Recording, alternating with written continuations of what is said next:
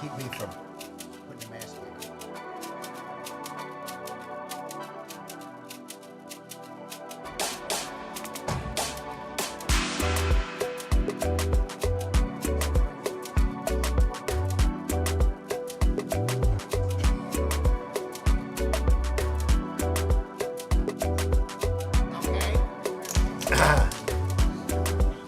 All right, but if I had everybody's attention, we welcome everybody. Andrew, our plant board, 5, 4, 3, 2, 1. I think cable 10. Can you hear us, cable 10? Andrew, you got it? Yep, we're ready. Okay. Yes, sir. It just says mute. We're muted. Okay. Good afternoon. This is the Franklin County Fiscal Court video teleconference, our regular meeting, September the 1st, 2022. And we welcome everybody. We're first going to be led by prayer from Pastor Stephen Fincher from the St. Paul United Methodist Church. Pastor Fincher, welcome and thank you for being here. You've been here before, and we're so grateful that you're here again. Thank you. Thank you all. And for Marty doing what you Booth is do. going to have an extra prayer because she is one of your parishioners, I understand. Squire Booth is awesome. Love Marty. Yes. So let's pray, and I'll try to keep it short and sweet. Lord Jesus, thank you for this fiscal court. God, thank you for Judge Executive and these magistrates. Lord, we ask that you would just go before this meeting. I pray, Holy Spirit, that you would settle in this place. Lord, that you would give us cooperative spirits. Lord, that you would give this team ideas. God, that you would lead us in what is best for this community. So God, thank you for these leaders. Thank you for those who will be speaking and presenting tonight. We just ask that all things would work together for good and for your glory. In Jesus' name, amen. Amen. Thank you so much. Thank you. God bless you too as well. I get to leave. Y'all have fun doing that.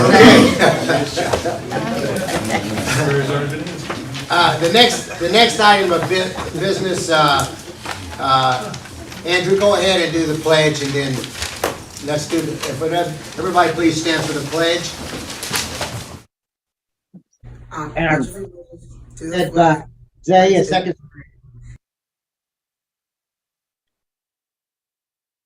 And to the republic for which it stands, one nation, under God, indivisible, and liberty and justice for all.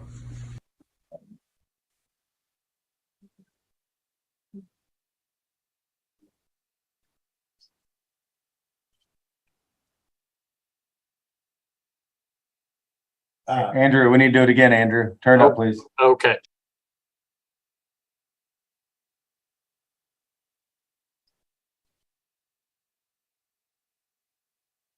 I pledge allegiance to the flag To the flag of the United States, and to the republic for which it stands, one nation, under God, one nation, under God, indivisible, with liberty and justice for all. Thank you, Zay, from Second Street. The next piece of our agenda, I want to take a moment to think about someone that was appointed by Bob Herod in April of 1986 to the Farmdale Water Board. A good friend of ours, a good man, a man that has served for 36 years on the water board, who passed away last week, Clifford Tolles. Want to say condolences to his wonderful wife Dorothy and his family. We hope God's prayers and send God's prayers and thoughts to all of them. And most importantly, I know you're in a good place, Clifford, but you have been so good to our community. We thank you for that, for all that you've done. I reiterate that. He's a good man. Okay. The next item on the agenda, I need Susan in here. Is Susan? Susan Lawrenson? Yes, Would you yes. please come in here for a moment, quickly? Thank you. Okay.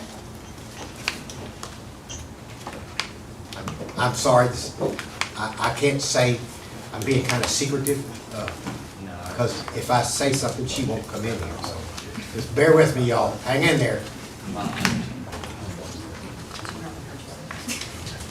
All right, I didn't bring anything with me. you don't need anything. Just stand right there. Mr. Bonner. You wanna come up with me? I will. Yes, sir. I'll make this short and You're sweet. taking me to jail? No, man. Wait a minute. I get that, Homemade rolls? that get out of jail free pass here. So I was contacted by former jailer Ted Hammermeister, and he had this idea, and he worked it all for us, and then I got voluntold to present it. 4 past jailers, James Kemper, Ted Hammermeister, Rick Rogers, and myself, wanted to show how much we appreciate the job that you had done as our treasurer and kept us out of trouble.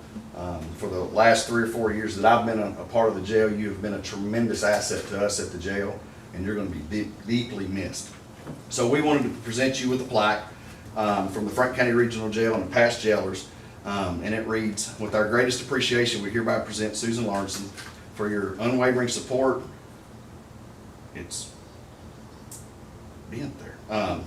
Unrelenting guidance that helped in leading our path to success.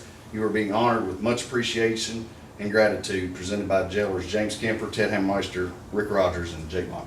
Hey. I'm going to put it back in there. You gonna get out of jail free key with that? Card and everything? I'm Monopoly not a card and judge. I am, you do. Thank you very much, Dave.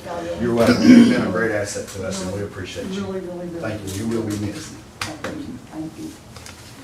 There's a.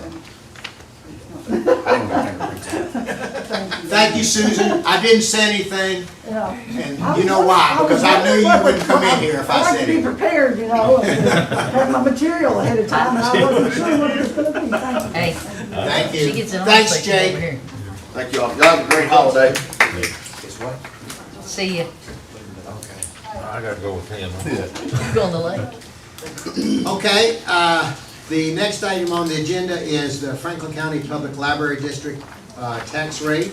We have Mano Shanker, Board Treasurer, Carolyn Lynch, President, and Gene Rorick here to discuss your tax rate. This is just a presentation. You all present your tax rate to us. Is that right? Yes. Yep. Well, I just wanted to say we met on August the 4th, as the budget committee met, and we looked at everything the DOR had sent us, and we decided to go with the compensating rate. And then the following Tuesday on August the 8th, we met as a board and we approved that. Okay, go ahead, and I've got. We just need to turn the fund in and the hallway down a little bit. Sorry. I'm sorry. No, deciding on the compensating rate, it's not just that it's the first one in the column. It's that we looked at the past and found that, last year when DOR gave us the numbers and they gave us a forecast, the forecast was within $10,000 what we actually made. So we felt really comfortable with accepting the compensating rate and looking at our budget, that it fulfills all our budgetary needs. And And- it's actually less. Okay, I was getting ready to say, Yes. most it's actually- importantly to the public is it less? It is. It is Well, the lower. compensating rate, of course, yeah, it Yes, is less. it is but of lower course than the yeah, rate last But year. the dollar amount, of course, is more Yeah. by 3 You points. get more money but less tax. Less That's right. It's a win-win. Yes. Yeah. Well, okay, any questions first of all, thank you all for being here, and thank all 3 of you for your service on the board and making our library such a good facility for our community. Are there any questions from the Fiscal Court towards the library board? Any questions? All right, well, thank you for your presentation. Keep up the good work. Thank you all. The next item is we have a presentation by the County Extension Board for the tax rate, and that's Adam Lowenberger. I believe he's on Zoom. Is that correct? Andrew, do you have Adam on? I don't see Mr. Limburger in our participant list, Judge. I do see Miss Mattingly from the health department is with Okay, us, we'll get but I her, do not. we'll get her in a second. When and if Adam comes on, did you send him a link, Andrew? I did. Tamara did, okay. If he comes on, let us know. The next item on the agenda is a road department facility update from Mr. Pelosi. We're in the process of building a new road department, and I thought the court and the general public ought to hear and see what is transpiring as we move forward with the new road department building. Thank you, Mr. Pelosi. Welcome. Glad to see you. Good, how are you all? We're well, thanks. Pass these out real quick. Nice. Thank you. Thank you.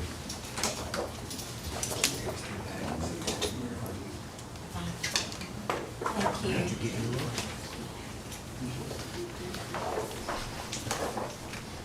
So we've gotten this project kicked off last couple months, and we've had several meetings with John Mitchell and his staff and the road committee.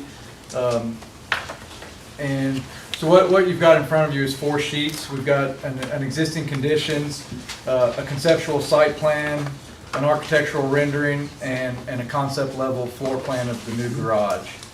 So just to kind of walk you through how we started, we took an inventory of what the road department facility currently has, and kind of how their operation runs and what they'd like to see in their new program and where their greatest needs are, and evaluated the site, figured out what our constraints and limitations were.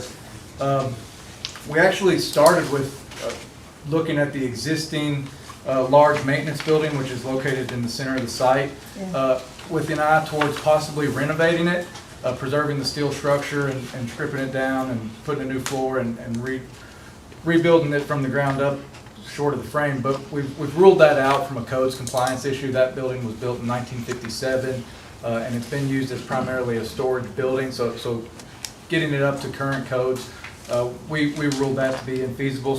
So what we're looking at now is demolishing that structure.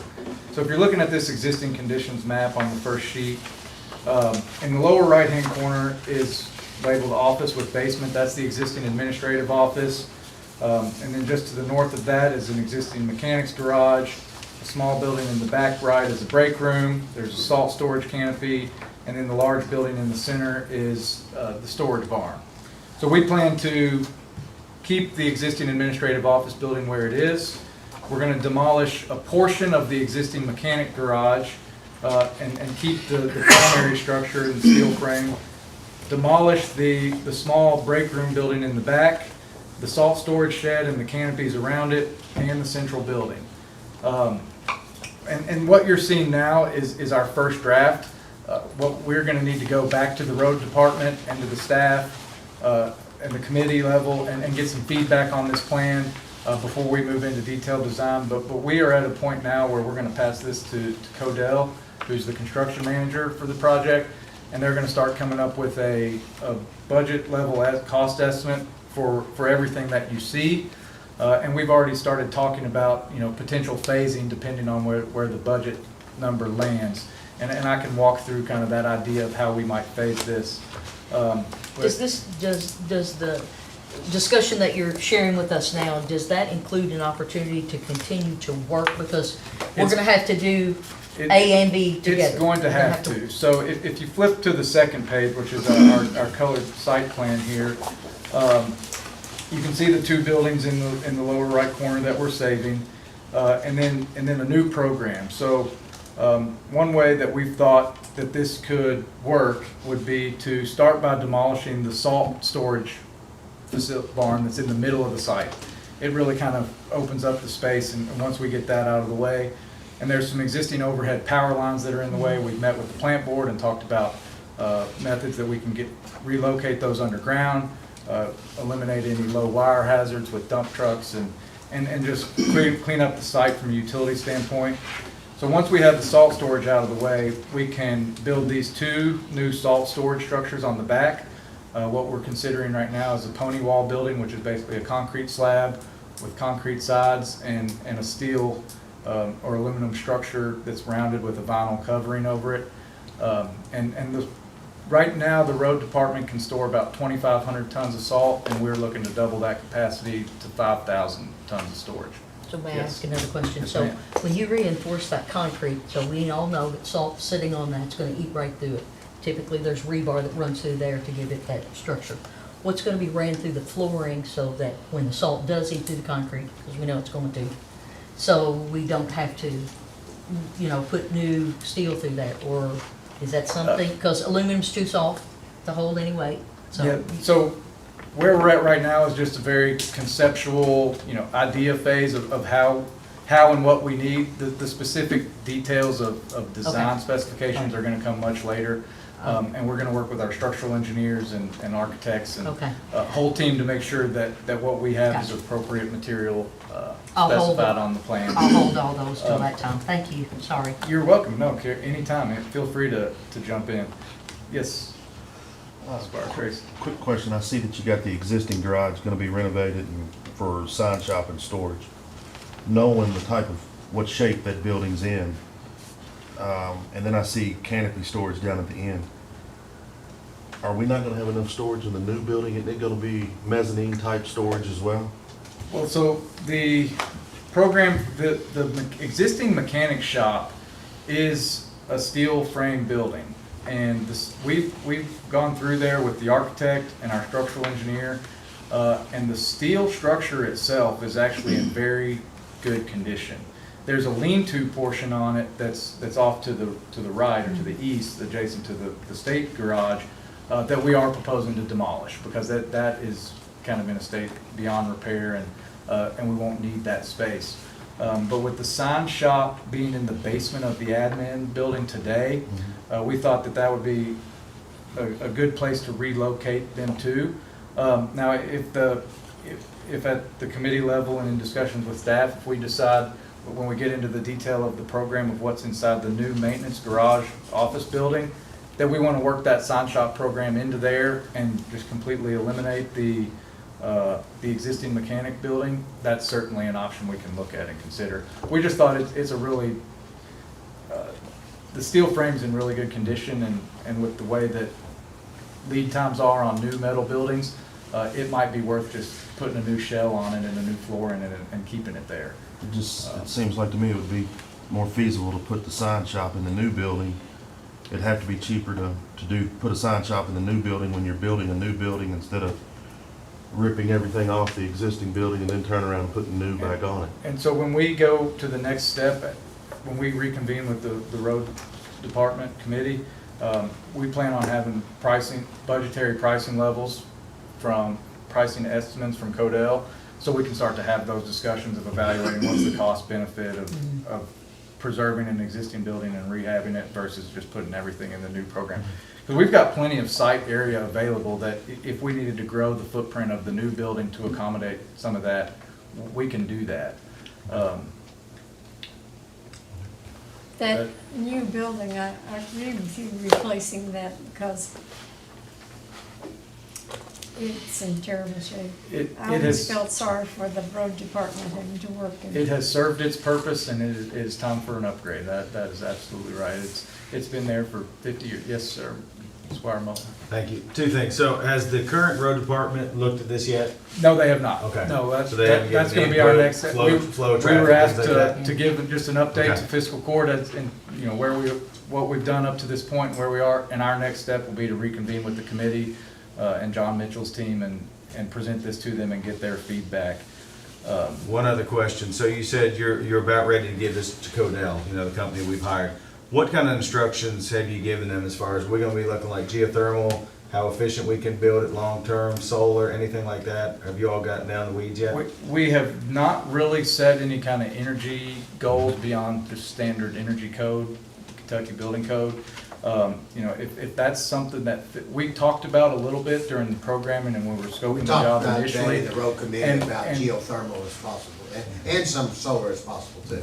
We just talked about it, but we weren't there. As of right now, we haven't been given any direction into, green building practices or LEED certifications or anything like that.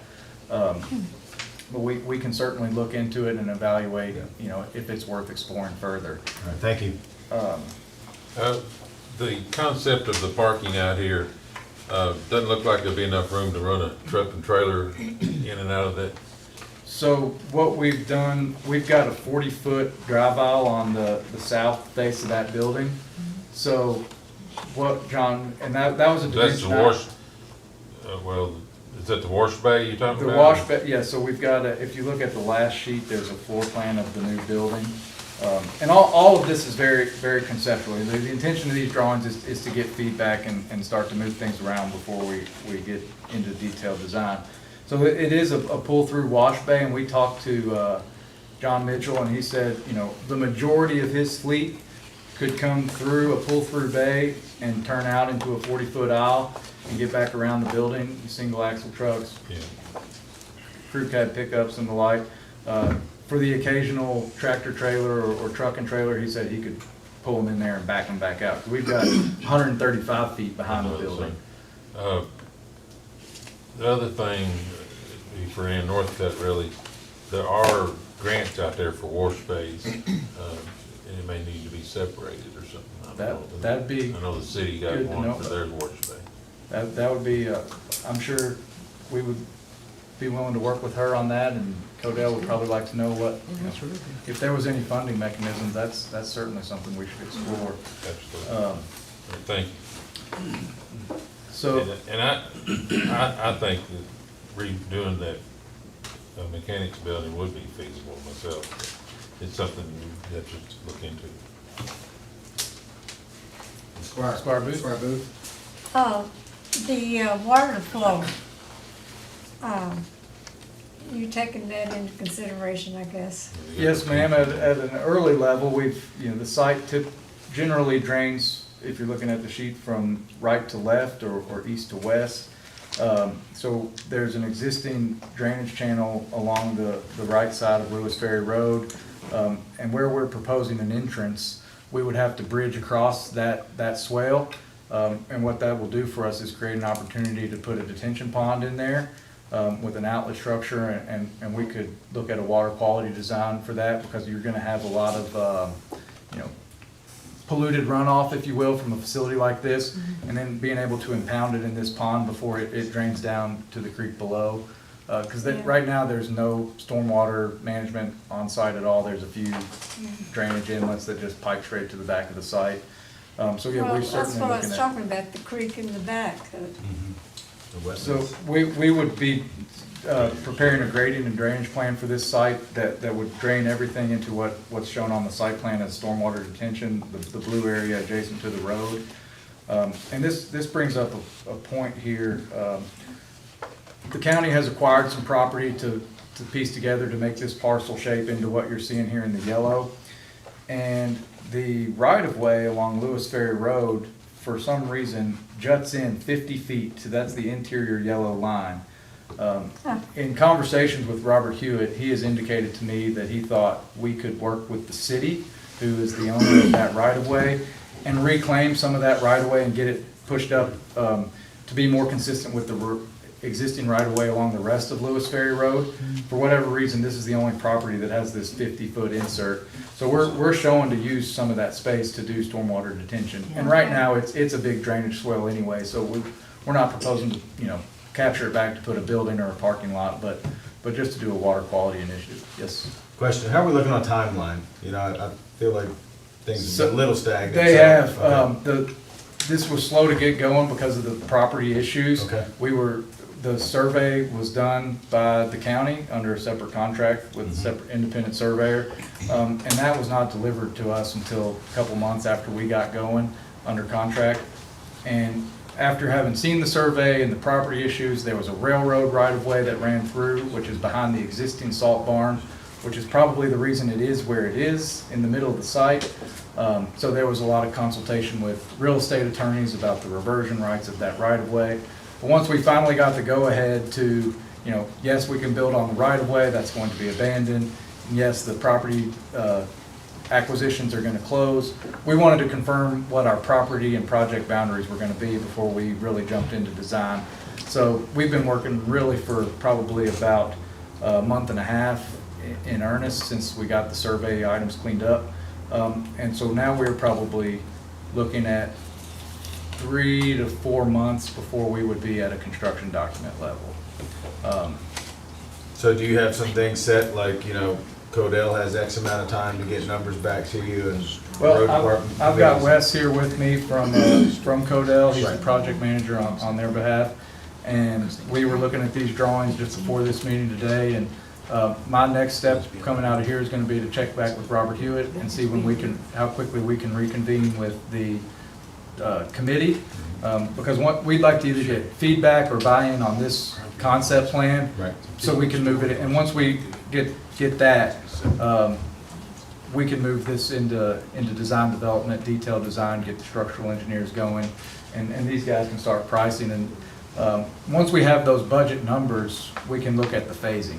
The way they're going to price it out is price to do everything that you're seeing.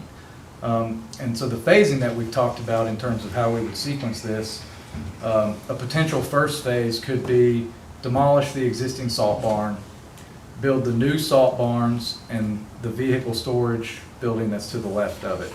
So that while the existing storage building and mechanic shop stay in operation. So once you get a new salt barn built, and those are engineered structures that go up pretty quick. What do you think the timeline on building one of those is? 3 weeks tops. Yeah. So we could get those out of the ground and a new storage barn up, and we're gonna look at either a possible pole barn or pre-engineered metal building. It's gonna come down to cost and codes on what type of building that becomes. But we're envisioning those as a non-occupied, storage only garage space.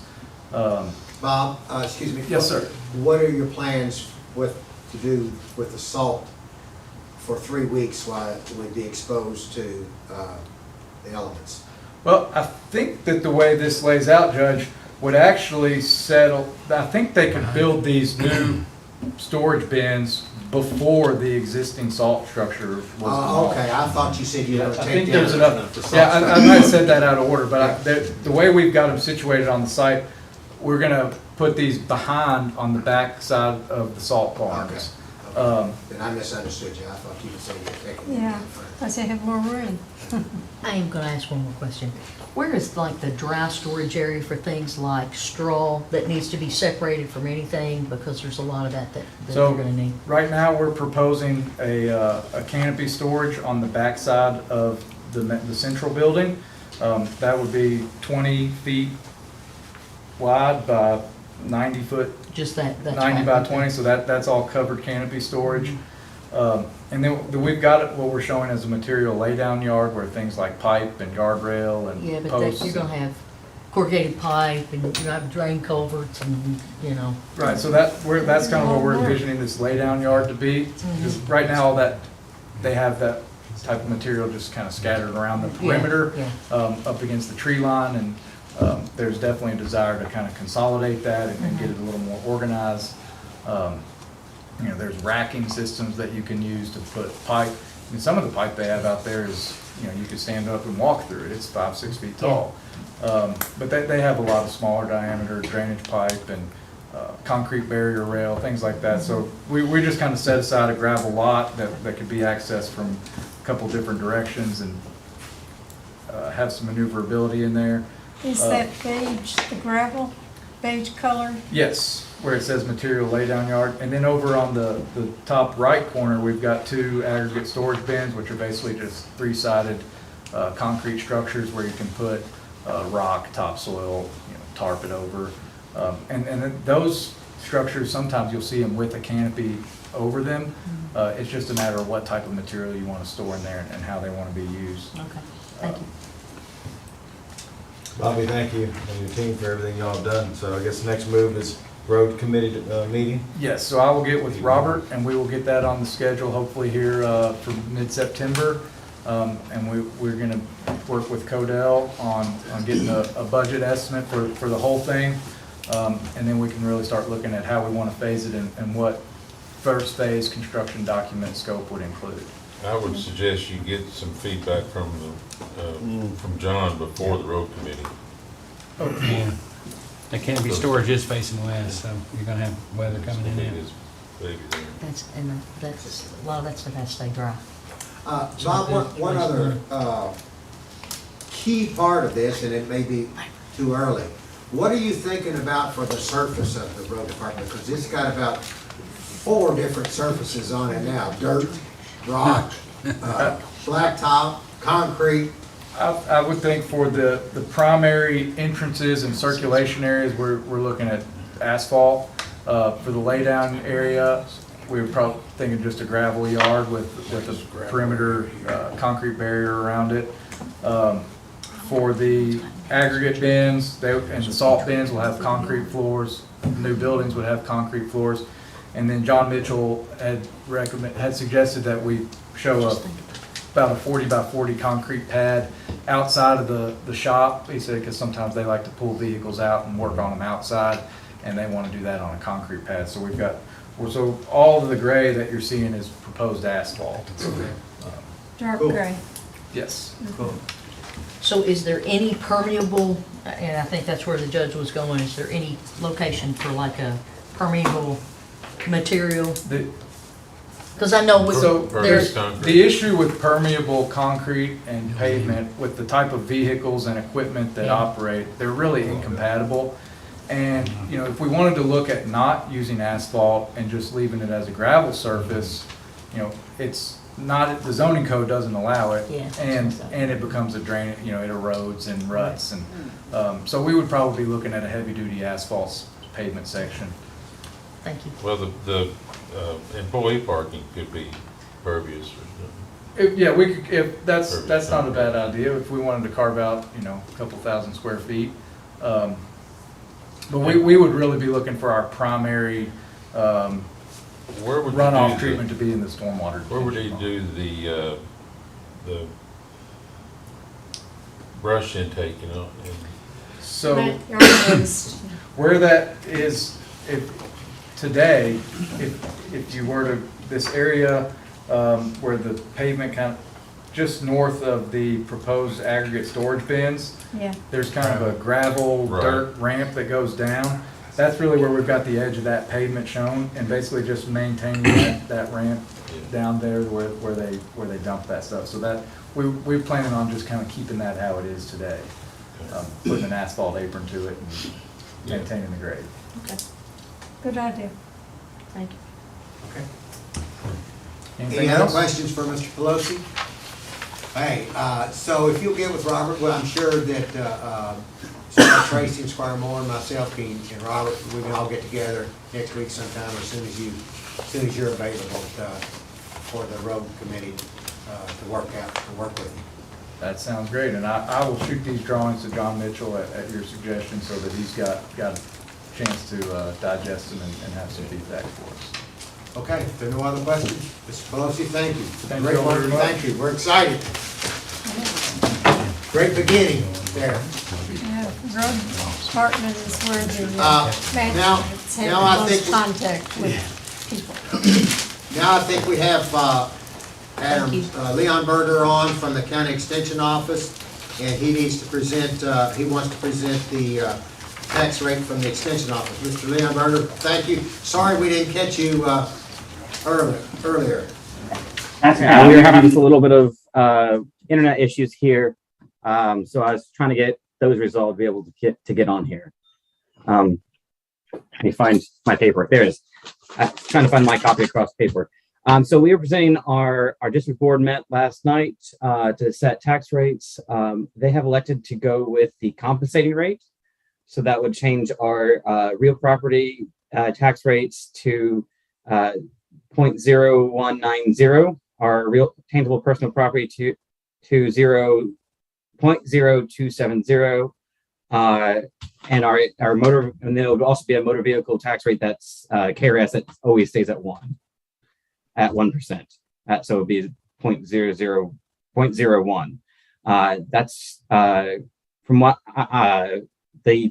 from what I'm seeing, that's the compensating rate. The real property went up a fraction, a tenth of a percentage, but the tangible personal property has gone down by the same amount to kind of keep everything the same. Okay, other questions for Mr. Leonberger from the Extension Office? Okay, Mr. Leonberger, thank you, and thanks Keenan, and thanks to the board for their great work, and for the services that they provide to our community. Thank you. Glad to see you on. Thanks. Thank you. All right, the next item on the agenda is authorization for approval of minutes from a regular meeting of August the 12th. Are there any questions on that? The next one is authorization for approval of minutes from a special meeting of August the 22nd. Any questions on that? The next one is authorization for approval of minutes from our special meeting of August 25th. Any questions on that? All right, the next item on the agenda is Miss Judy Mattingly. Are you on? Judy, are you on? This is to accept the resolution of the Franklin County Board of Health establishing the public tax rate for the health department. Welcome, Judy. Hello, everyone. And so just like the other agencies presenting here tonight, our board has met, and I'm so sorry. Let me see if I can get my screen to move here. And this is just a copy of the resolution that you should already have, showing that our board is asking for the rate to be set at 7.00, which is the compensating rate for us. And you can see here on this screen what that rate will bring in and different taxes for us, and then what we actually got in FY22 from those.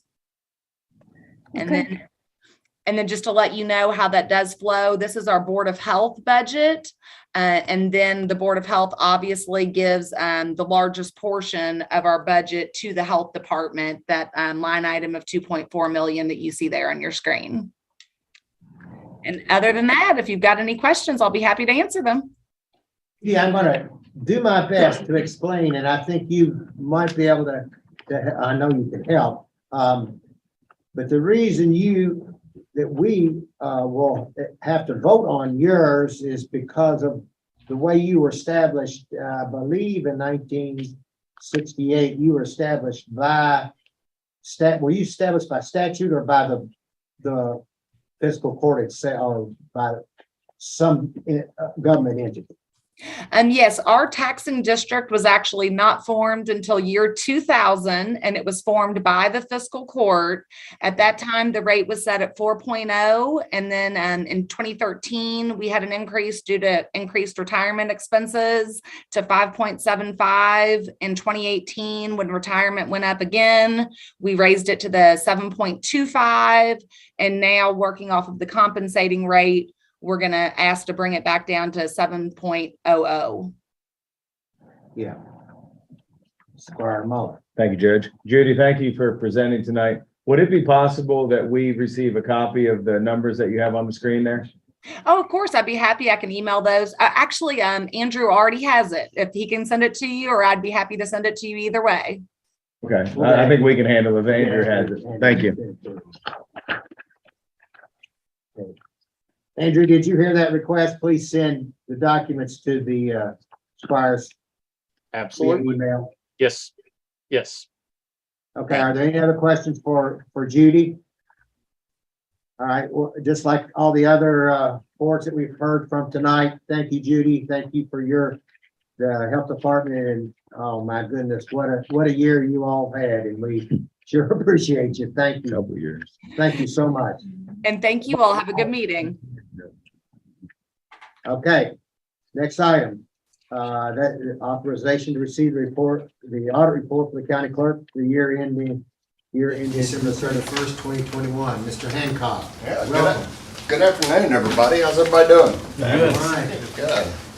You know, to hear these rates coming in and seeing every one of them being the compensating rate and every one of them dropping ought to make us feel really proud that our PBA is doing her job at her fullest extent. She's doing a great job at making sure that she's keeping the values going the way they're supposed to, and the tax rates dropping for the citizens. So I just wanted to throw that in there. On our audit, once again, this is my eighth audit under my administration and my eighth clean audit. We pride ourselves in having clean audits. You know, the taxpayers in Franklin County are trusting us with their money, and we want to make sure it gets where it's supposed to, and I think we do an excellent job. Sure do. Any questions on the audit? Audit. I have a comment. You do good work and we appreciate it. Well, thank you. Can I have 30 seconds worth of leniency on running through election stuff real quick? And you actually, if it's election stuff, we'll give you 2 minutes. Okay, 68 days to election. Reason I haven't been here, reason this wasn't on here is because I had to wait to get my plan reapproved again through the State Board of Elections. We're going to 12 total locations. We will not have the 10, we'll have 12. What's great about the 12? They will have no restrictions. Go to whatever location you want to. Don't need to call me, don't need to ask. If you're over by Western Hills, you want to vote, you get a vote there. We're moving a couple. We moved one to the Schweitzer Fire Station so we could say ADA accessible. We're excited to be back in the fire station there in Schweitzer. You have one at K-State now? And K-State at the Exum Center. So we've added that one, plus we've added the senior center. We're having 3 early voting locations, Capital City Christian, Yes Arts Building, and the senior center. So you got one on the east, the west, and downtown. Guys, I'm looking at about a 65 to 67% turnout in this election. So I need you to start emphasizing on your voters. Early voting is a good way to vote. It's not a good way, it's a great way to vote. Need to get it. This is part of the election cycle, guys. Election day, everybody begged for it not to be one day. It's now 4 days. Let's use the 4 days. Let's not back up the lines and make it all one day.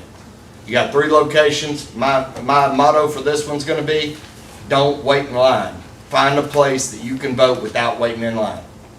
Jeff Timber just asked me, is it the Schweitzer new fire station or the old? It's the new fire station on Schweitzer Road. We have to bring it into town just a little bit, but we have to follow ADA regulations. We have to make sure that you can get a 36-inch wheelchair through. There's so many regulations that we're following to follow the guidelines that we'd love to get as far out in the county as we could, but guys, we run out of options. We have to have buildings that have roll-up doors. We have to have options to get people in and out of them. So, yes, sir.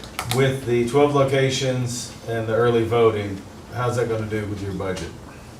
We're going to use every bit of election dollars out there. We're still going to have plenty of excess fees. I will go over and beyond what I've promised and guaranteed.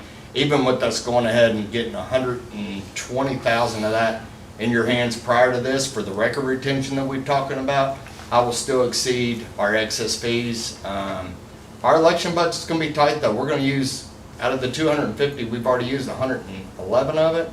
We're going to use almost every dollar of it getting this with all the locations. Got all the poll workers you need?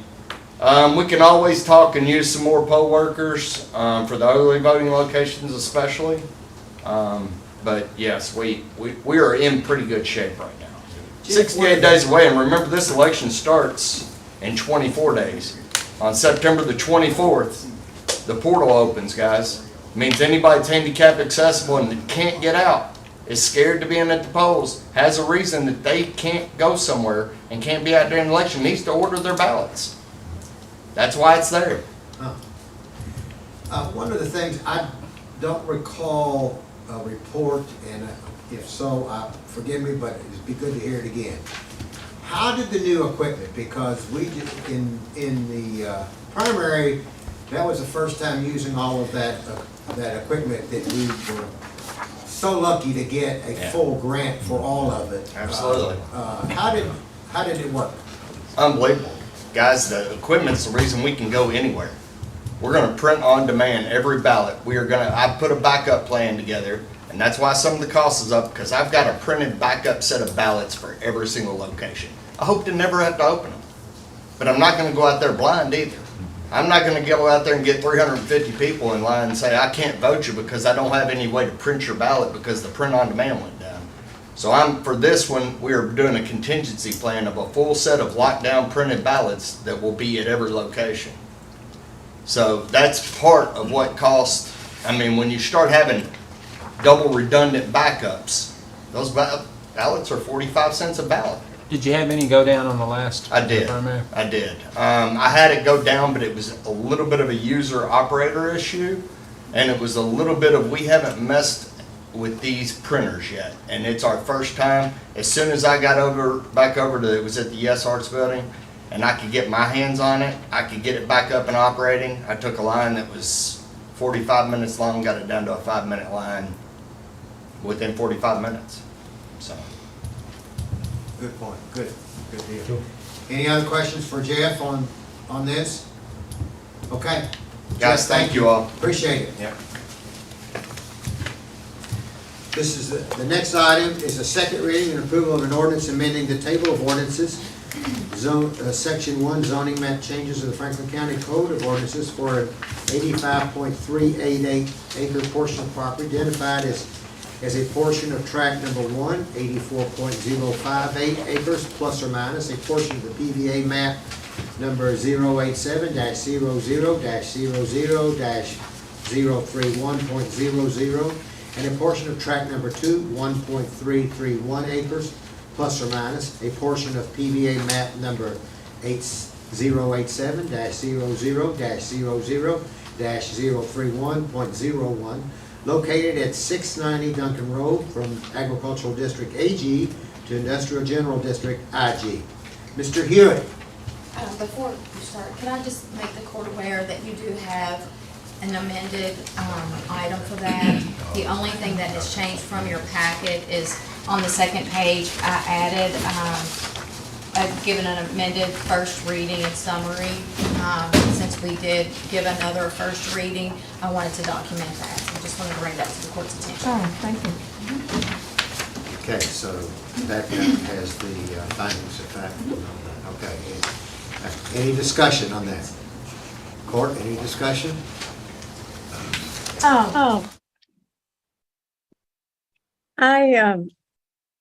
It was brought to my attention that a public hearing may be necessary for this to be legal. I want to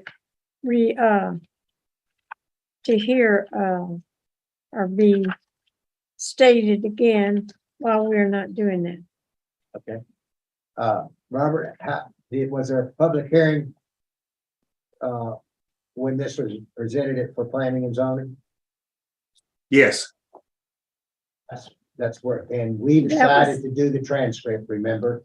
Oh. We decided we would do the video transcript and look at it and not hold it. The public hearing, and We you decided consider not to. that, That's correct. but that public hearing resulted in a approval of the zone change. I mean, a denial of the zone change. So is that applicable to our approval of the zone change? Yes, Robert, you want to answer Squire Booth's question? I believe her question is, one public hearing denied it. We haven't had another public hearing. We denied the public hearing. We did the transcript as opposed to the public hearing. The fiscal court. Yeah, how many, weren't there 2 public hearings by the planning and zoning, Robert? Yes, sir. There was an initial public hearing in which testimony and evidence was entered into the record. And then the hearing was tabled and then reconvened the following month, in which there was deliberation amongst the planning commission members, and then findings of fact were established and a recommendation made to the fiscal court. Well, that wasn't 2 public hearings though, was it? Well, it was one public hearing that spanned 2 months. 2 separate meetings. Well, there were 2 public hearings. Well, there's one public hearing that covered 2 meetings in 2 separate months. I see. Okay. Okay. Blackburn. I got a question for Rick, county attorney. Based on that letter that the court received, do you feel we're in danger of having an appeal filed on our decision today? For any reason? I would presume that every single action that you all take the minute the court is called on, you're going to get appealed on something or another. I received a copy of a letter where they also requested a public hearing. My understanding of the court's decision was, in light of the transcript from planning and zoning and in light of the video and the testimony presented, that the court at that point had one of 2 options. Number 1, you can act on the transcript and the information presented on that, and find your own findings of fact, which was the direction the court went in. You could have a brand new public hearing. The court declined to do that at any time. The document I think that you're referring to also requested an additional public hearing, which the court declined to do and made its decision on the testimonial transcript and the findings or the statements, et cetera, presented by staff, and had your own independent findings of fact on the same evidence. So if you're asking, is anybody going to appeal? Shit, I don't know. I mean, I guess anybody can appeal one way or the other. On the other hand, I think that the court, to the best of my knowledge and information, has acted according to the statute and the laws required on these hearings that was held at Planning and Zoning, and then your all's independent review of that transcript and the statements provided by staff. Well, I think the concern was that we did lead our discussions based on the transcript and by staff, but there was also the applicant's counsel spoke at that meeting as well, and I think that was the concern. I'm not aware of a summary from applicants, counsel, et cetera, that would be a de facto violation, much like a closing argument would be on testimony in any other matter. And I know that your all's findings were based on the information contained in the proof that was presented, that is the transcript and the finding from Planning and Zoning. There was no additional testimony that I recall being presented that resulted in a finding. All right. I'm just checking. That's wise course to act on any portion, and I know that the court has been concerned about the writ and everything that I can see on that. That is not a prohibiting document that would prevent this court from ruling up or down as you all see fit under the evidence and the facts that were presented. Okay, any other questions from the court on item number 7?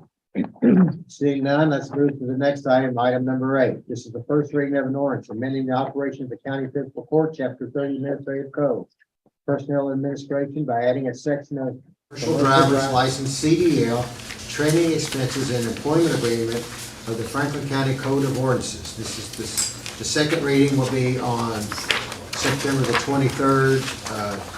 And Timber, you want to explain why we're doing this? So this is to ratify the policy that you all approved in the previous court to bring into our admin code. Yeah. I remember that. Okay, so that means that if you're, we train you with your CDL and you leave early, you're gonna have to pay for the cost of the CDL, which is quite expensive. Isn't that right, Squire Mahler? Yes, I think it's $4,000 or $5,000. Yeah. Really? Wow. All right, no other questions? Let's go to the next item. The next item is authorization to approve a resolution authorizing the filing of an application with the Kentucky Energy and Environmental Cabinet Division of Waste Management for 2022 litter abatement grant funding. Ms. Woodward. Good evening, Court. This is for 2023. This is basic, so that was a typo on my fault probably. But this is for 2023. This is the litter abatement grant. This is the money that goes towards funding the roadside cleanups. This year we've had overwhelming success. I had 23 groups sign up, and actually I had more than that, but a few just weren't qualified or had participated last year. But as of right now, we've actually had 13 groups finish their pickups. This funding also goes towards purchasing some promotional items that I give out at tabling events. And let's see, it's a calendar year grant. So it goes from January to December.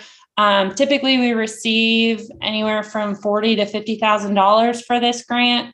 And I spend it all. So there's no match required for this one. It's money to go to clean up our community. Questions for Brittany on this one?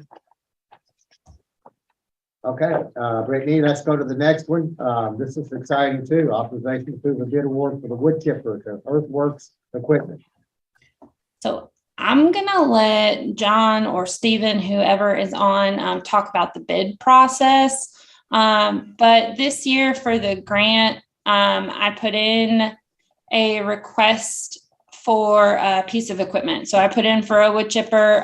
The quote that was initially given to me for this application was for $46,548.06. And that's what we were approved for from the state.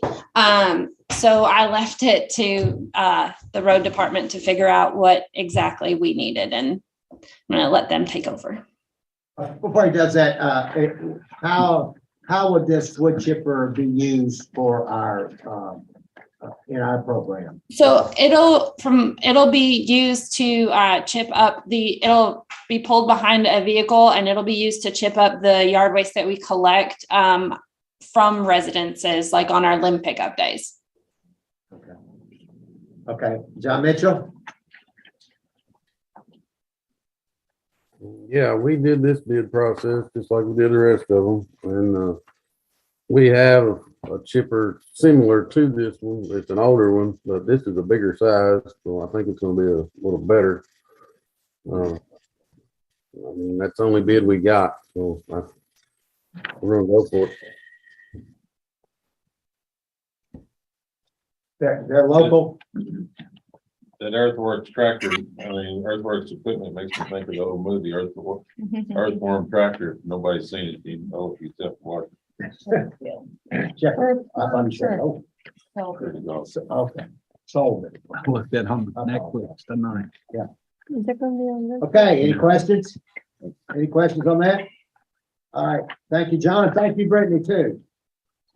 All right, let's go to the next item. The next item is authorization to approve a resolution authorizing the filing of an application to the Law Enforcement Protection Program on behalf of the Franklin County Sheriff's Office for body armor. And you've got 3 of them in a row here. Good Yes. work, Ann. Good evening, court. Yes, this first application, as the sheriff's office has indicated that they have a need for 15 units of body armor. This is a grant program through the Kentucky Office of Homeland Security. The estimate is about $10,200 for the 15 units. It's for some new deputies and the school resource officers, and there's no match obligation. Okay. Is this one that we alternate with the city, Ann? No, this is not. Not one of those, okay. Squire Sebastian? Thank you, Judge. Is anybody on from the sheriff's office? Because my questions are more pertinent to the equipment rather than the grant itself. Might have a deputy out. No, okay, We have a deputy here, but I doubt he could answer. okay, I'm sorry. No, I don't, anybody on from Sheriff? Squire, are you on? I don't think the sheriff's on with this, Judge. I don't see him. All right. Okay. Is there a question that Ann can answer? Well, I'll ask and we'll see what answers we can get. So for some things like this, do we know if this body armor is universal or if it's fitted to each deputy? It is fitted to each deputy, is my understanding. And do you know what the estimated lifespan of this is? It the body armor? I do not know that. I don't know. That's the thing I don't know. So how long do we know, since it's fitted, then do we have an idea about if the body armor gets utilized and damaged, how long is it going to take to put another piece of equipment back out there? I don't know if they keep any just as an emergency surplus, or if they would have certain ones that wouldn't be a fitted unit. I know that they strive to keep the officers outfitted with the best equipment that they can get. I'm assuming that they would just have to go ahead and get another piece. We have gotten some grants in the past for body armor. So I know that it is an ongoing issue. That's it's one of those things that, you know, they absolutely want each deputy to have. Absolutely. And then that leads into another question I have. Do we know if there's an additional need? So this is going to upfit 15 officers. We'll have some in the schools, have some outside of the schools. Will we need other for road deputies and other folks that kind of matriculate through different parts of the sheriff's office? As I've said, we've actually done some grants in the past for units, and I believe we may even still have a pending application through State Homeland Security for some more units. So they're trying just to make sure that these new deputies that they hadn't accounted for and the new school resource officers, that everybody has an updated vest to wear. Okay, so I guess what I'm taking from your response is this should cover everyone that's has a field facing duty with the sheriff's office. At this time, that's my understanding is why they've asked for this number of units. Perfect. Thank you so much. Sure. All right. And you want to go to the next one? Yes, this is another application. The Law Enforcement Protection Program has 3 different areas. One is, of course, the body armor. The second is electronic control devices. And then the third area that they have available is patrol weapons. And so this would be an application for 6 units patrol weapons for some new deputies and school resource officers. And the estimate of the equipment would be about $7,688.50. So that's the weapons and the accessories that are needed to go along with it. Questions? Do we know exactly what type of equipment this is? I do have their estimate. I don't have it in front of me, but I could get that information and get it to you. It's what their standard use patrol weapon is. Wow. Okay. I can look. And then, like I said, there's some accessories, and there may even on this estimate, they are allowed to ask for example, for training ammunition and some of those types of things. So they put together an estimate of items that they feel that they need. Gotcha. Thanks, Ann. Questions?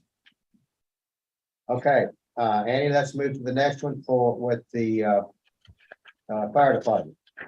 Okay, I'll start this out and then I'll just turn it over to Chief Brewer. Kentucky American Water has a grant program of $500 for each year for fire departments that most of their grants are given to counties where they have customers. But a few years ago, we convinced them that since they go through Franklin County, that Franklin County ought to be eligible as well. And so they've let us apply each year. So the chief has some things that he would like to apply for with this $500. Unfortunately, the state program for wildland firefighting that we were able to get a couple of grant applications and awards from in the past years has decided that we're not eligible for that anymore because it's not a full volunteer fire department, and that's kind of where their concentration was. So the fact that we can get some equipment that's needed for wildland firefighting through this grant is a great thing, and I'll let the chief describe what he's asking for. Thank you, Ann. Good evening, Court. What we're applying for this grant is fire rakes and fire swatters or flappers. What these are used for are to establish fire control lines whenever we're having to do actual hand containment of wildland fires. You can see the estimated cost. Grant only covers about $500, so roughly half of the amount, but we feel like we could absorb the rest of that through our budget. Did you say fire swatters? He did. All right, yeah, we call them fire flappers. So they're a big rubber pad and on the end of a rake handle when you actually go around the fire edge and smother the fire out, and then you come back around and mop it up. Okay. Well, Squire Moore just wanted to know. We all knew, but we wanted to let Squire Moore know what it was. Yeah, depending on what region you're in as to what they're called. Yeah, okay. Squire Sebastian. Thank you, Judge. Chief, thanks for being on with us tonight. So can this apparatus be used in all fire events or just wildfire events and forest fires? It's mainly designed for forest fires. The rakes have a special design head so that when you're going around and establishing a control line, they're great for cutting through the vegetation because you have to create that separation to try to control those fires. Okay. Do you know what the estimated lifespan of this type apparatus is that's going to be partially funded? We have some of this equipment that's been on the department since I've been on. That's a little over 17 years. So most of it through maintenance, we sand and maintain the handles. You'll break a tooth on the rakes every now and then, or the flappers will dry rot over time. You have to cut them back and reattach them. But through maintenance, we can get several years as long as there's no incidents on fire where you break a handle or anything like that. That's a great return on investment. So that's wonderful to hear. So we currently have some of this equipment. Is it spread out among all the outstations, or is it primarily there at Station 10? Yes, all the stations, especially on the brush trucks, are equipped with rakes and flappers. Great. Thank you. Thank you. Okay, Chief, I don't see any other question. I'll go to the next one. Okay, the next item, if you look through your court bills, you've probably seen that we were able to purchase a brush truck. The vendor who we had actually placed our first order that was approved by the court for the other 3 trucks called and had a vendor or another company who had ordered a truck and decided they didn't want it. And it was almost identical to our spec for the brush trucks we were looking for. It did a couple of things for us. One, it gets us a truck in the door quickly, which is a huge bonus. And we're also able to buy that truck at the 2022 state master agreement price, which is several $1,000s cheaper than the 23 price is expected to be. So there, after talking with Treasurer Lawrenson, just one clarification, there was one truck that was carried over from last year's budget. That truck arrived a week or 2 after the new fiscal year. It's already been upfitted and put into service. This truck that we just purchased would be a second truck. And then due to the extended delivery times and the waiting times that we're experiencing, they're telling us that at the soonest it would be March before those other trucks showed up, but they can't give me any kind of definite timeline. So this would give us 2 2022 model trucks. We're trying to request to still keep the 3 that are on order as being able to purchase those whenever they do come in, since those are budgeted, which this will require some type of budget increase in this line if the trucks were to come in this fiscal year. If they were to not come into after the new fiscal year, then it could be carried over to that following budget year. But I thought I would take this opportunity because it just seemed like too good of an opportunity not to make this request. Muller. Thank you, Judge. Thank you for being on, Chief. So the vehicle in our court bills, do we have in our possession? We do. So they give us the option. So when that truck can either be one of the 3 that we ordered and just us not take one of them when they come in, or if approved by the court, we could purchase this truck and still purchase the 3, but that would require an increase to that line. So if we were to just not take one of the 3 that is on order and replace it with one of these, or the truck that we took possession of, then that would be an option, and that would still be a cost savings. Okay, thank you. So you'll have a total of 5 brush trucks after these 3 are. Correct. And then we would only have 1 to replace for the next fiscal year. That would put us in a great shape as far as our wild and fire response. I was just going to dovetail off of, and thank you, Judge. I was just going to dovetail off of what Squire Blackburn And in strategic planning, we find ourselves really here in a cyclical situation. When we got all the brush trucks before, it's because we got them all at the same time. And so they're all breaking down at the same time, which is a huge impact, to the budget. So I guess, and we talked at strategic planning about starting to stagger the purchase of these so that it's more palatable for the budget to be able to handle that as it comes. Anybody that replaces a fleet deals with that. So I'd be interested in seeing what everybody's thoughts are, because we're in that cycle now. We're about to get in it again. It's a great idea, what you said. Well, the only way- Potentially, but Only way to there- break this would be to defer one of them to the next year. Yep. That's the only thing. But the downside of doing that, as we all know, is that the stock is there now.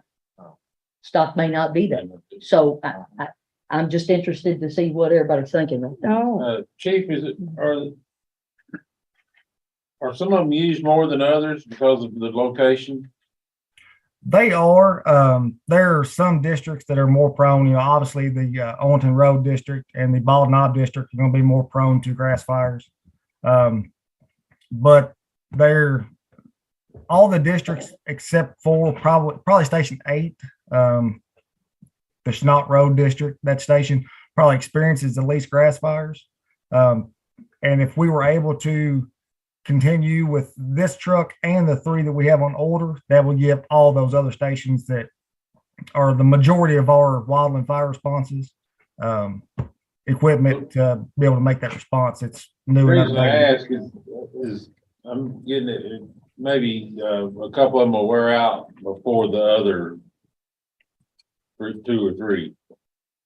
And you could replace them instead of waiting until they're all wore out like we did this time and replacing them all at the same time or within a year or 2 of each other. I mean, They we're need in to a be spread out. Yeah, we're in a cyclical thing here, and I know I brought up at strategic planning Right. about staggering the purchase for these It's been brought big up pieces of equipment. in years Absolutely, before. I'm not saying it is. You're exactly right.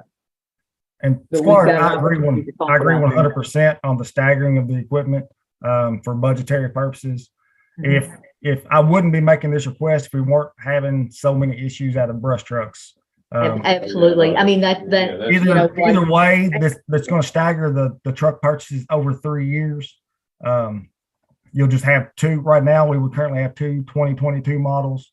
If we were able to continue on with the 3 that are on order, that would give us 3 2023s and then 1 2024. So would this money come If from it's all within your approved. budget or would Susan have to find it elsewhere? The money for the one, there's 3 that are on order that are budgeted for. There's 1 extra truck that we would have to adjust the budget for if it came in this fiscal year. Squire Muller? Thank you, Judge. Chief, for me, it kind of comes down to money. Do you know what the current price is compared to last year's pricing? What the savings is? They are expecting us, they told us to budget. They didn't have an official price yet, and he hasn't been able to release that, but they told us to budget for a 14% increase. Thank you. everything's going up. Yeah. What's it cost them more or not? They still go up. Chief, for a quick question, would it be possible to maybe reach out to Sheriff Quire? He's great at being proactive in regards to always looking to upgrade his fleet and trade in old vehicles, new vehicles, whatever he may have. But would it be possible to kind of identify a mileage that you think that you need to start looking at, and then possibly you can kind of mimic what he's doing? He was fortunate enough, I think, to bring in 16 or 17 vehicles just by being proactive and staying on top of it.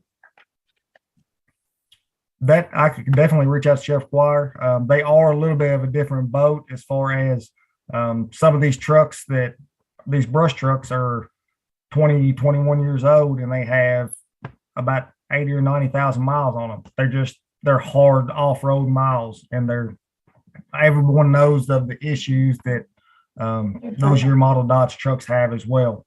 So we could definitely look at, and my plan would be to stagger those out, especially in the future on purchases, cycling those out, still be able to try to get a return out of them when we would surplus them. But they do take quite a bit of upfitting as far as setting tanks and pump configurations and hoses and everything else. Right. Well, I'm not talking only being proactive with the old ones. I'm talking the new ones as well. I think he traded in a 2022 pickup and made money off of it. So I think it's just, across the board at everything, if you can look at it. Absolutely. If that option is there, we would be happy to look at that. Thank you. The market is allowing that right now. The market won't always allow that. So how do you all want to proceed, Court? I'm all going on big purchasing it now. This is authorization to purchase an additional fourth brush truck for the fiscal year 22-23. Yeah, I'm a yes. You do want to proceed with this, the way it reads? Yes. Okay. All right. Thank you, Chief. Thank you, Court. Thank you, everyone. All right. The next item is authorization to enter into a professional service agreement with the Bluegrass Area Development District, Bluegrass Ed, for land use planning services and technical assistance relating to the development. This is Robert. I think you've worked out an agreement with them.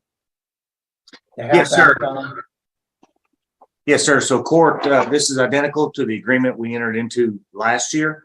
The agreement is based on a fiscal year, so it expires on June the 30th of each year. I think it's important to have, as I stated the last time I requested this agreement, in the event of staff being out, whether it be vacation, whether there's a conflict of interest, whether there's a special need that the ad could provide, or a special service they could provide that we don't have in-house. It's only used on an as-needed basis. And so they do this for other counties as well. When I spoke with the Bluegrass ad the other day, they're currently doing this service for providing assistance to Jessamine County. So I would just ask the court's consideration to execute this agreement as we did last year. Do you foresee any of this being used, since we are down a person in your office? Yes, I would like to utilize the Bluegrass ad staff in whatever capacity they could afford to provide us while we are searching for applicants in a planner position. Okay, Squire Muller. Thank you, Judge. Thank you for being on, Robert. Do you know what we have spent with them this current year? Well, my secretary is out, so I don't have that financial. Perhaps the treasurer might be able to get it faster. Our last fiscal year, I'm sure was a carryover that really shouldn't be expenses. So then do we ever set a limit on it, or is it just open-ended? It's on an hourly basis, so we do budget for it. The treasurer was about to come on. I'll look it up and get right back with you. Thank you. Robert currently has, he's down 2 employees. He has another employee that's getting ready to take a 2.5 week vacation. So that'll leave planning and zoning 1 person. That would be Robert. So This is her. And he can inspect. it doesn't have to do with Planning. inspections. It's, yes, Okay. right. It's visitors coming in the office, the telephone calls. Yeah. Andrew is helping out. Andrew's issuing permits. He's learning on the job. So the office, we always try to pitch in and help where we can. And we have several people here who are taking the payments over the phone or going to the front desk and taking payments on behalf of planning and zoning. But it's still, to only have Robert in the office for 2.5 weeks is not good. No, it's not. Squire Muller, it looks like we've spent $11,600 for services to date, for planning services. Perfect. Thank you very much. You're welcome. Is that for last fiscal year or this fiscal year? I think that's all. We haven't spent anything this fiscal year. That's fine. Thank you. It was on a fiscal year basis. Yeah. Okay, any other questions on this one? Okay, Susan, you've got several. Thank you, Robert. This next one is authorization to approve a resolution relating to the 2022 Franklin County tax rates, real and personal property, aircraft, watercraft, non-commercial, and 2023 tax rates for motor vehicle and watercraft.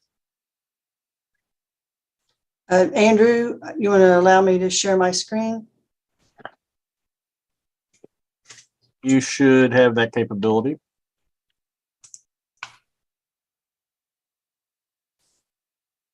Okay.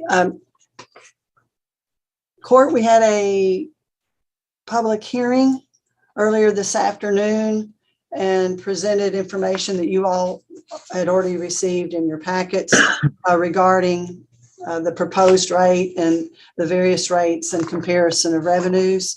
There wasn't anyone present for the public hearing, but as you have read in the information and the publication for the advertisement, we have to state what we'll use the additional revenue for.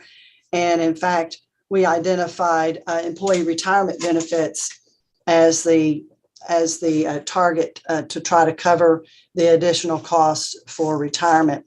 I have on the screen some historical information of our assessments and the rates that we've adopted. You can see that over the past years, we had the same rate for 3 years in a row, and then we had a rate decrease. And in fact, this year, the proposal is for another rate decrease, and it would also still raise additional revenue. The additional revenue based on the proposal of basically $1.84 per thousand or $184 for a $100,000 home.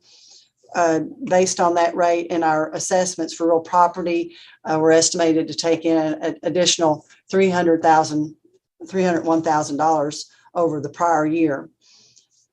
This rate also determines what our personal property tax rate calculation would be, and that calculation would also be 0.184 and would also represent a decrease in the tax rate, but still be able to generate additional revenue based on anticipated, that is, increase in assessments, primarily in the distilled spirits section of tangible property. So this is the recommendation of rates. Certainly there are other rates, but I would point out that, and I did point this out in the public hearing, that just based on retirement alone, our budget for retirement for this year is increased by $432,000. So for that single area, the additional revenue is just a beginning on covering a part of our plan. And as you all are very well aware, we have other benefits besides the retirement that add to our the increases in our budget year to year, and overall payroll increases with the cost of living and salary adjustments that we are attempting to make for, to catch up with. So I love that old saying about better to keep up than to catch up. So taking this rate, I think, would keep us in a fiscal position to keep up. And we've got a lot of 8 balls we're going to be behind with a road garage and a need for the road garage, a really long overdue need for a road garage. And then just the idea of any kind of improvements and quality of life investments, are the gravy, much less taking care of our biscuits. And that household collection, where we've spent, with the fuel surcharge, I think we're spending about $10,000 extra a month there for our household collection. So, and that, I don't see that going away anytime soon. So there's item after item on the appropriation needs side that would certainly validate this rate, and with the, opportunity to have additional revenue with a lower rate is, would prove no increase for many households. So discussion or comments? Susan, I don't like to go against you. But what would a 8.2 or a 1.83 do? If you can see the chart on the screen now, I do have those values listed. So at the Can you 183, slide the screen Slide it over? over because we can't Your, see. We can't see your it. video's blocking it, Susan. you can't see the screen. Just move it over a little bit, back to like where it was originally. To your left. As you're facing it to your left. Is that better? Can you see it now? Yeah. Let's go. Yeah. You can? Okay. Yeah. Okay, so the 0.183, you would have about $267,000 more in revenue. And again, it would lower the personal rate as well. So when you lower the real rate, it automatically lowers the personal rate calculation. So that includes tangible taxes, which includes distilled spirits. So you'd be passing on a large rate decrease there as well in that category. The 0.182, you would take in an estimated additional $233,000. And again, the same impact on the tangible tax rate. The other impact is on the sheriff's office. They plan for commissions and they plan for some strong growth in their own budget in commissions. So banking on not only assessments, but probably continuation of rates would, that'll have an adverse impact on their commission revenue when we take lower rates, they get less money as well. And that particular service area, as we know, is growing leaps and bounds for, what it's going to cost to run a countywide law enforcement office. So those are options. Yeah, I understand all that. I'm representing the people out there that are paying so much for gas and everything else. Groceries are outrageous and they need just a few more bucks in their pocket. Well, you're not running for office. And I'm not running for office here. But I've never been in favor of the 4%. So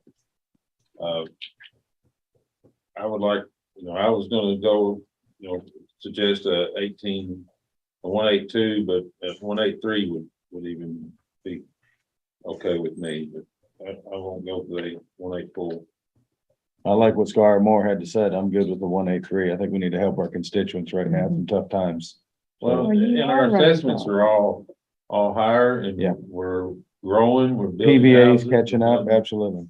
I think we'll still, and traditionally, Susan's been conservative on our what we're gonna bring in, and we usually, I can't think of any time when we brought in less than what she's predicted we'd bring in, so. I think I'm for 183. Let me remind you, and I'm not disagreeing with anything that you said. I absolutely agree that we've got a lot of people hurting and there's a lot of needs. But I caution this court. I'll say this. I will not be here. Squire Moore, you won't be here. Squire Booth, you will not be here. But a year to this date, exactly this date, you will be entering into a new solid waste contract. That solid waste contract, I will tell you right now, is crushing other communities. It is more than double. It really actually has almost doubled today because of the fuel surcharge that we have Have agreed to. installed. So, Yeah. I'm not saying don't try to help the citizens, but I also want to warn you that some major decisions are going to have to be made by this court in the spring of 23 on how you're going to handle the increase in picking up garbage in our community. It's out there. September 1st is when the new contract starts of 23. So a year from today, be careful, be leery of what is on the horizon. It's not going to be lower, I guarantee you. When we renewed it 2 or 3 years ago, it was the same, and we thought, and we were excited about that. So it's there. Be careful. I know. And the other part of this is, and I have to speak for Squire Dawson coming up in my great memories. You'll be glad to be rid of me, so you won't have to hear all these memories, but he'd always say, you know, you've got a compound impact.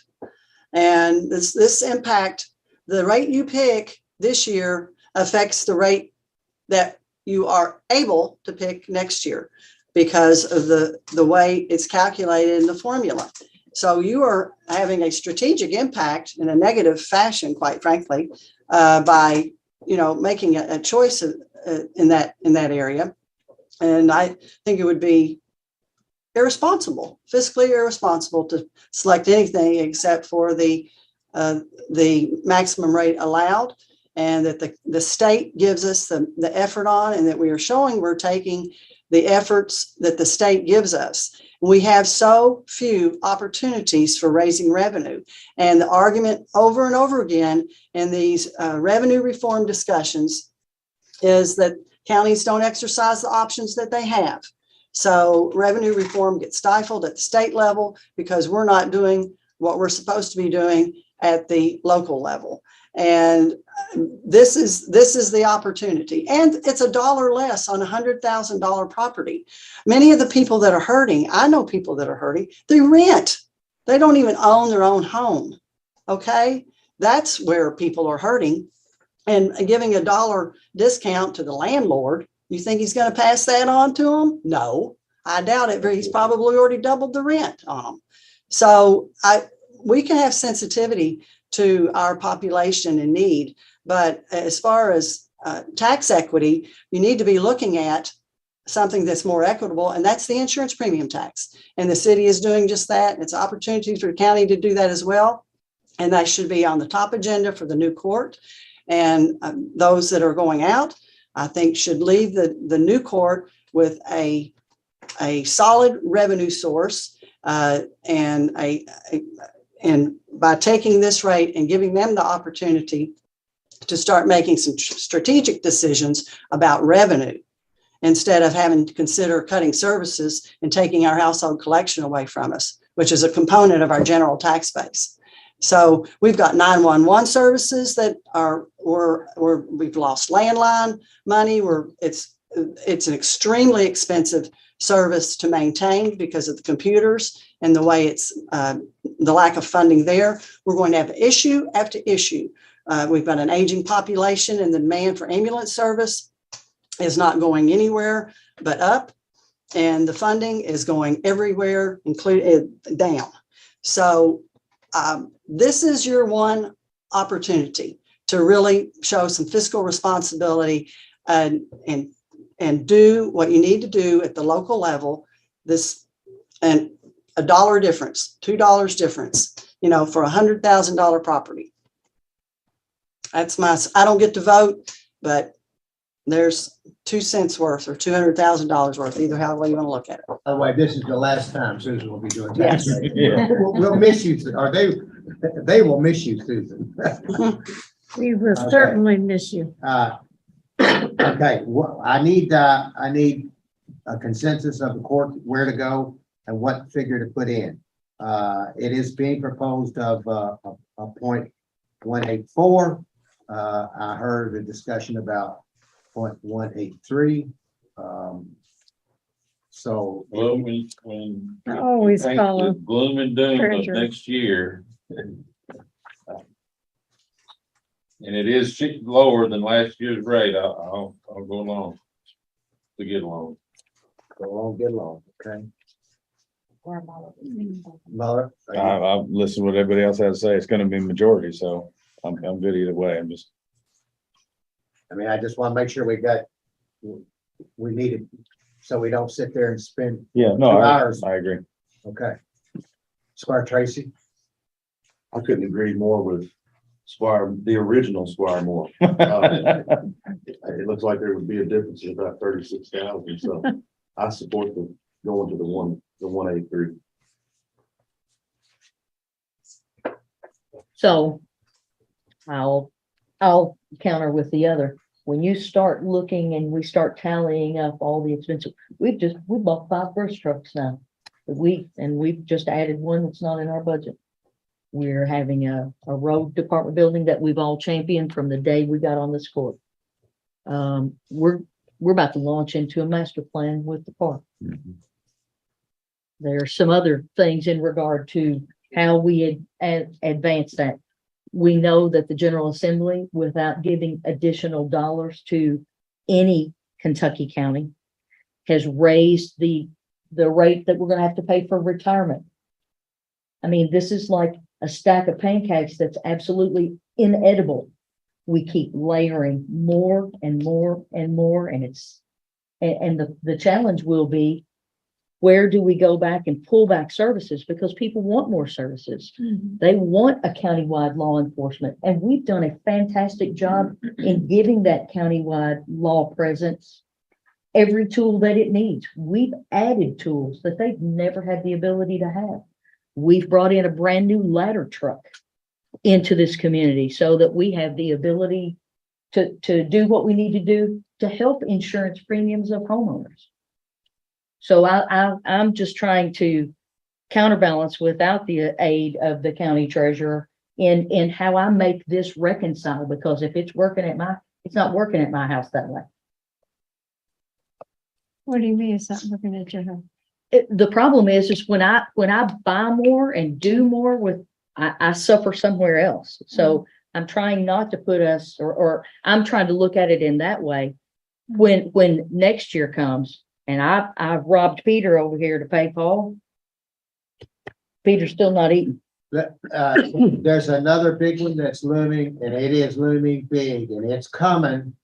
I don't know in what form or fashion, and Ben and I were at the legislative hearing today on the barrel tax. Absolutely. And it is coming. That's going It was away. clear that It's going away. that they've made this promise to the distillers that what you say, Ben? Hey, I've said it for months. It's clear.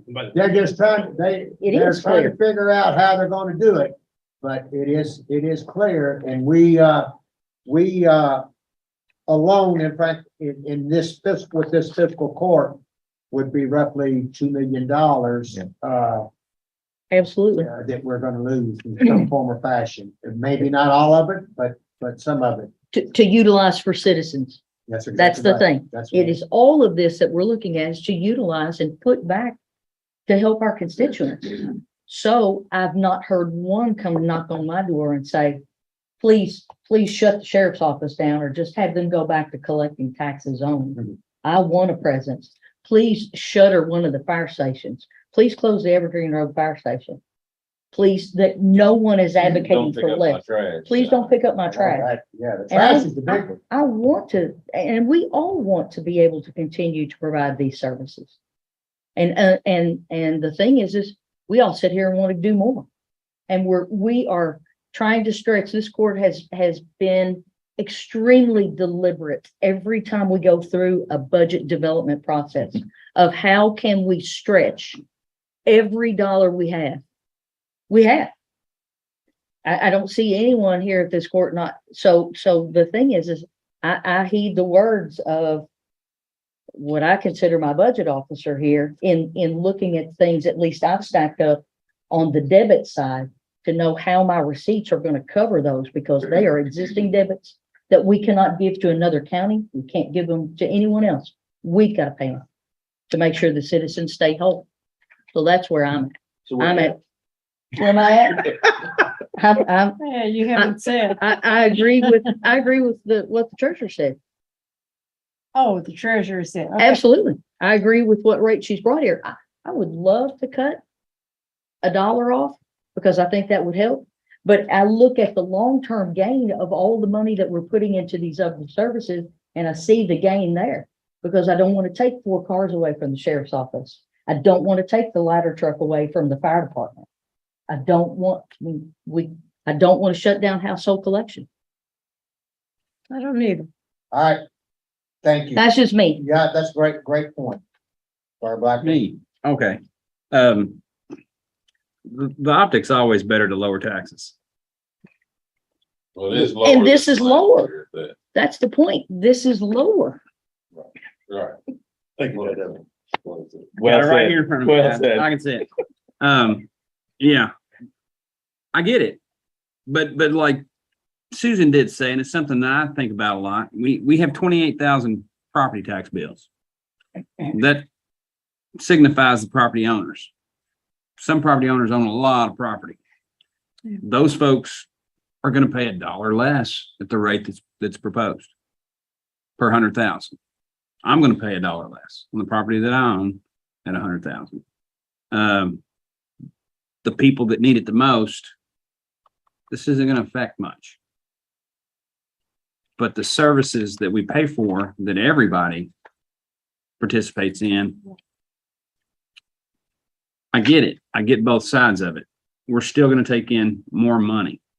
We got 301,000, we got 109 over budget on real property. Additional receipts, that's the 400,000. That's our retirement for this coming one. Yeah, but let's let Andrew, who controls the con, I guess, scroll down and look at that big barrel tax number that the judge brought up. I've been chewing on that and chewing on that. Yeah, I too. Yeah, that's huge. And there's a lot of proponents in our town that are the property owners that are for this going away. So the burden that that's going to cause is going to shift towards the biggest proponents of making it go away. Yeah. We can't have both. We can't have both. And we're not going to have both for much longer, one way or the other. There will be some stop gaps in place, I think, for counties. I don't think they will be big enough to see the major. Let's face it, the bourbon industry, if you pay 40 million in taxes and you invest 40 million, you get it back. They give it back to them. The only thing this would help was incoming industry, which I like the thought of that. But I'm okay with 0.184. Okay, roll on. Well, we got enough for. I don't know where we are. I think Squire Tracy's wanting to. You want to say something? Is that what that's doing? I don't want to interrupt you. I want to make sure. You stand up, Squire Tracy? Again, I think the difference is 36,000. I'm fine either way because at the end of the day, it's lowering. So I get it. Yeah. So again, I was with the original Squire Moore. You know, Well, I have to point out that the overall impact, the overall impact is greater than 36,000 because the lower rate for tangible I got you. as well. So there's going to be a decrease there as well, or a lack of growth. So. All right, the important thing is that we've got enough votes to move it forward. Well, And it's lower. It is lower. Yep. Keep raising the what? I said, will this keep the next court from raising the insurance premium tax? I doubt it. I don't think that's not our deal. That's a pass through from the people that pay insurance. Yeah. The insurance companies aren't going to absorb that. Okay. Susan, now we got another tax rate that we need to talk about. The next one is the resolution relating to the tax rate on insurance, capital, and bank deposits.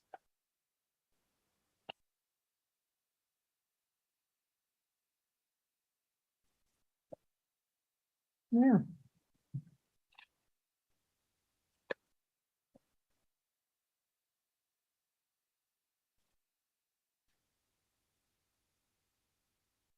You're on mute, Susan. You're on mute. She's been sitting there talking away. The maximum rate you can take is the 15 cents. And we only took that one time in 2020. And then we hadn't taken it for years. We moved up to that, from the 10 cents and then finally to the 15 cents. And then we had basically a lot of pushback from the company because their assessments, their valuation of their reserves and the capital reserves went up so much that last year the court lowered the rate back down to a nickel, which I think is what it had been before. And now the original proposal from the judge was to keep the rate the same. And by doing so, it would generate an additional $10,000 based, again, because their certified assessment has grown so much. But there is a request from the taxpayer that to lower that rate or to lower the rate and just get it so that they just pay $2,600 more for the year, or basically a 4% increase over their prior year's tax bill. So again, I don't vote on this. The court you can pick whichever rate you want to. These are just calculations. I think what their concern is, and I want to be, I don't want to, I want to say that we appreciate their, what they do for the community. You can see between 2020 and 2021, they're all, not quite double, but it was a large increase. What they're saying is that they expect that same type of increase again. And so they're trying to hit the compensating rate of the 4%. I believe it's the compensating rate to be adjusted. So they're asking for it to be 0.045 as opposed to 0.50. Well, And then the other rate is the bank shares rate, which basically it's just with banks instead of insurance companies. It's based on deposits at the banks. And this is just a flat rate. You either adopt it at the local level or you don't. And we take in, last year we took in a little over $220,000. And I can't remember off the top of my head how much we budget. I think 250, something like that, or maybe more. But with the bank deposits are up as well, but that rate stays the same. That again, that's the state rate. So there's no change in that rate. Okay, so the question on the table is it kept at and I go back to the same 0.50 or 0.45? That's basically in the same argument saying it still applies to. Question, Judge. Does it only move in increments of 5? You can move it whatever kind of increment you want to. I suppose. I'll just plug and chug. You want to show good faith with them 4.8 or something, I don't. maybe it's easier for calculations. I just. Are you proposing 4.8, 0.48? No, I was just talking, Judge. Okay. Just throwing it out. I just want to know how it worked. Works any way we want it. Okay. The way this particular calculation worked is they wanted it to work at 4%. And then we back into the rate. If you wanted, say I want, instead of $2,600 more, I want $5,000 more, then you back into the rate between these. They're doing it quite the opposite of how we normally do it. Yeah. 3.8%. Okay. We needed a rate. Somebody throw out a rate. 4 or 5. Is there a consensus on that?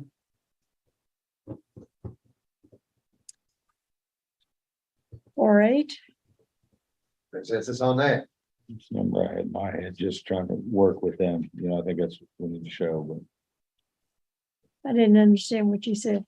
I was at 4.8 also, showing that we want to work with them. Oh, Okay. but not that So you much. give it some, yeah, there's 2 at 4.8.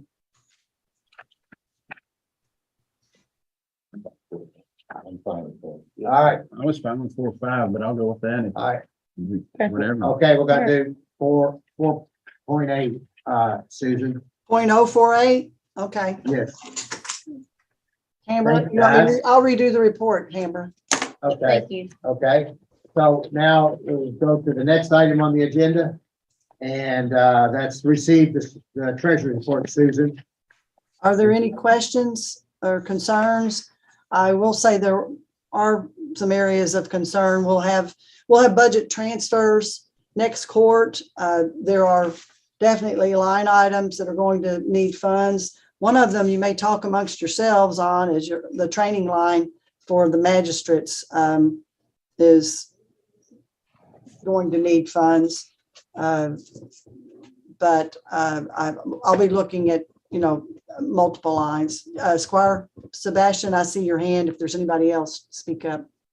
Yes, ma'am. On page 3, other county buildings for repairs, there is $13,295 encumbered. Yes, there is a pump house, and Chief can help me with this, that I think it services the industrial park that had some major repairs that were required. Am I getting the right item, Chief?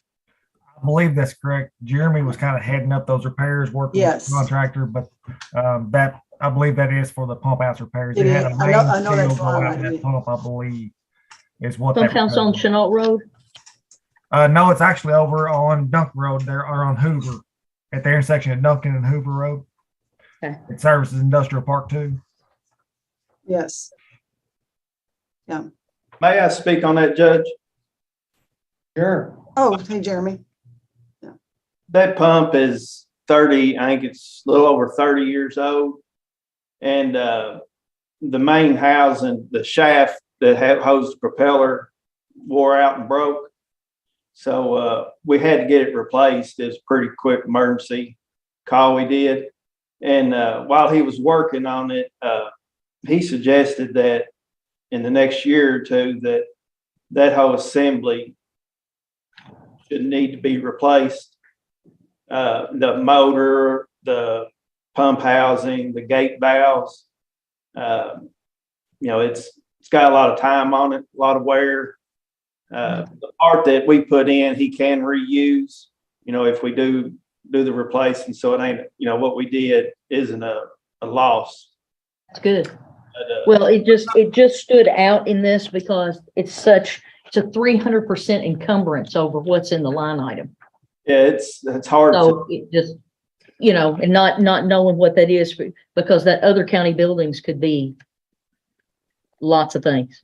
So I appreciate that. Thank you very much. So I thought about toward like the next budget, maybe present repairs for that, Okay.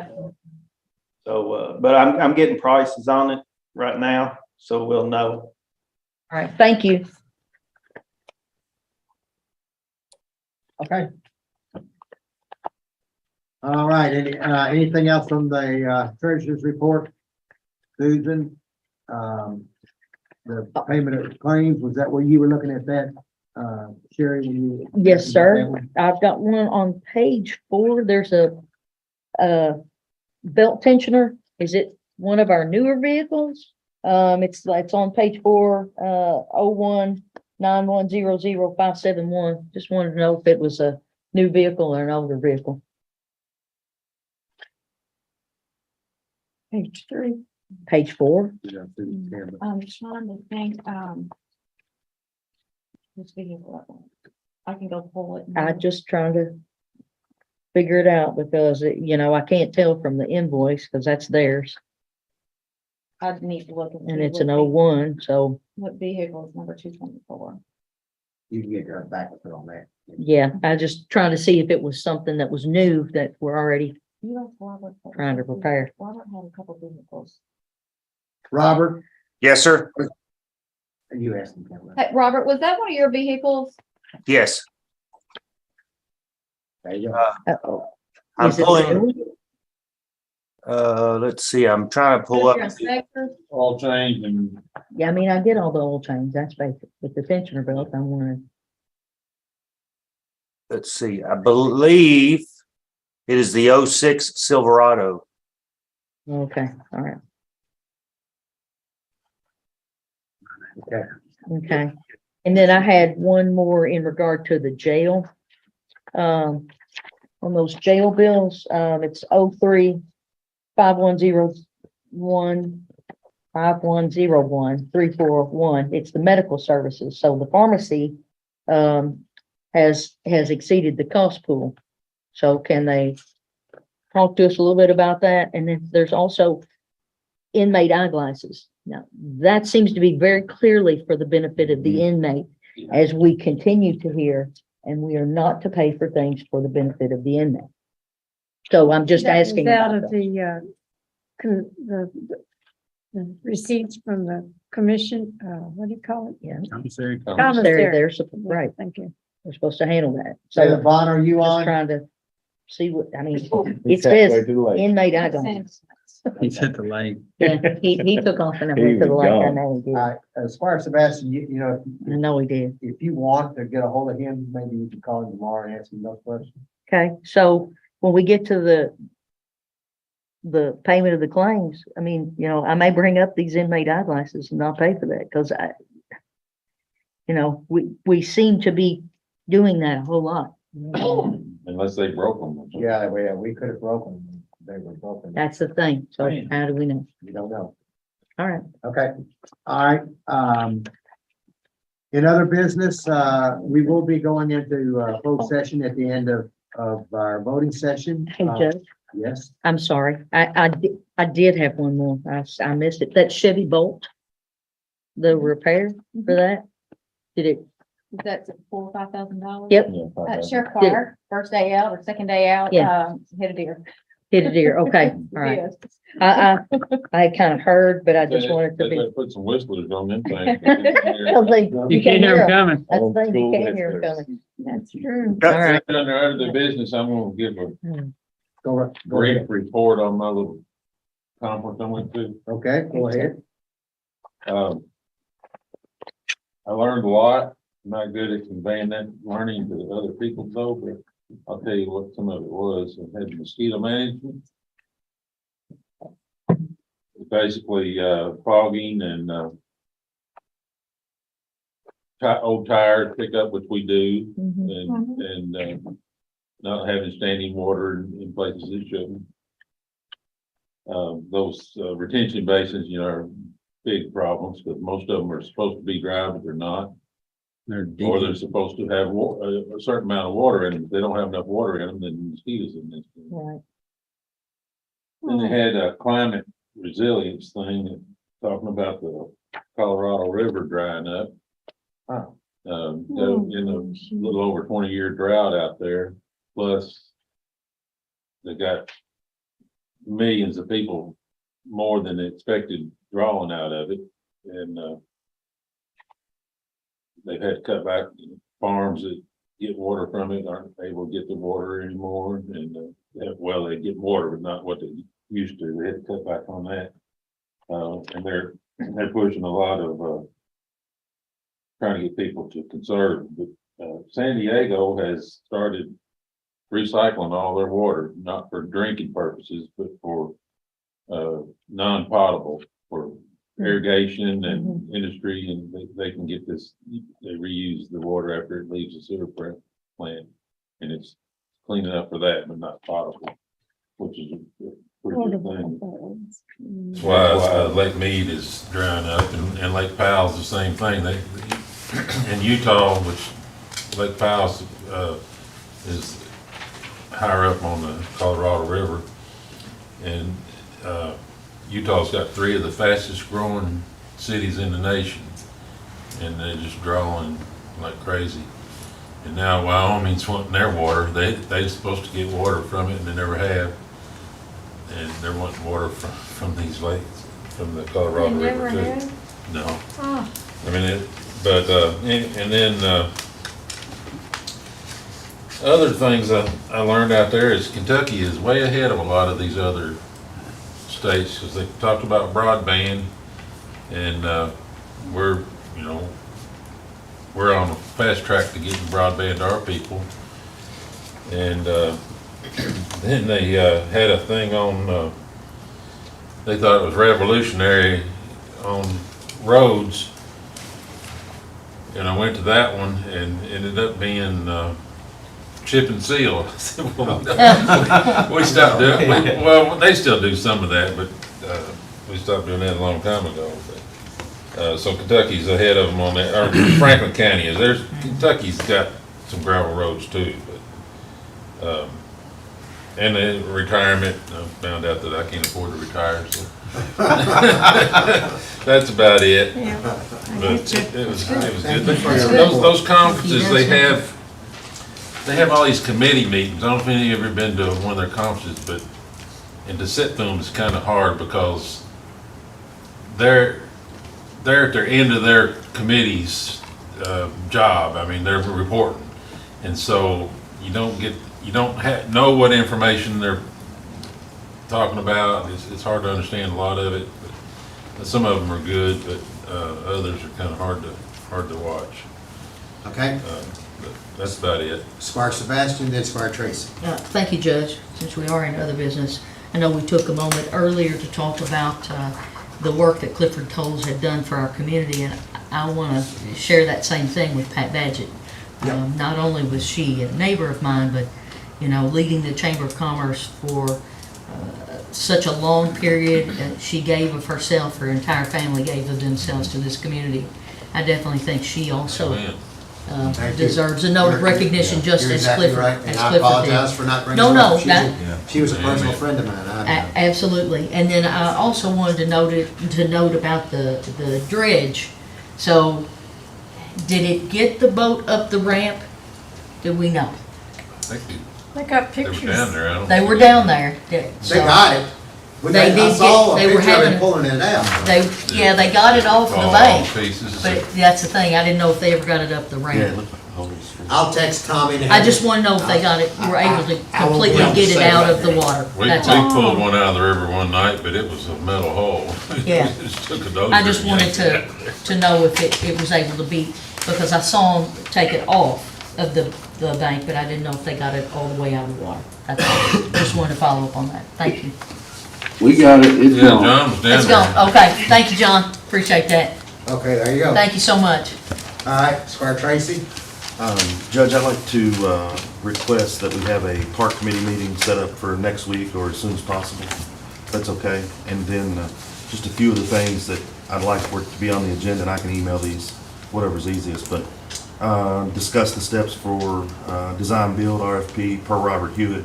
We had talked about that in the last meeting. Implementation of phase 1 of Lakeview Park Master Plan. Funding sources available to us, ARPA and or any other sources. Discussions on conversion of use, which was identified as an option in the report that we received from the U.S. Department of Interior.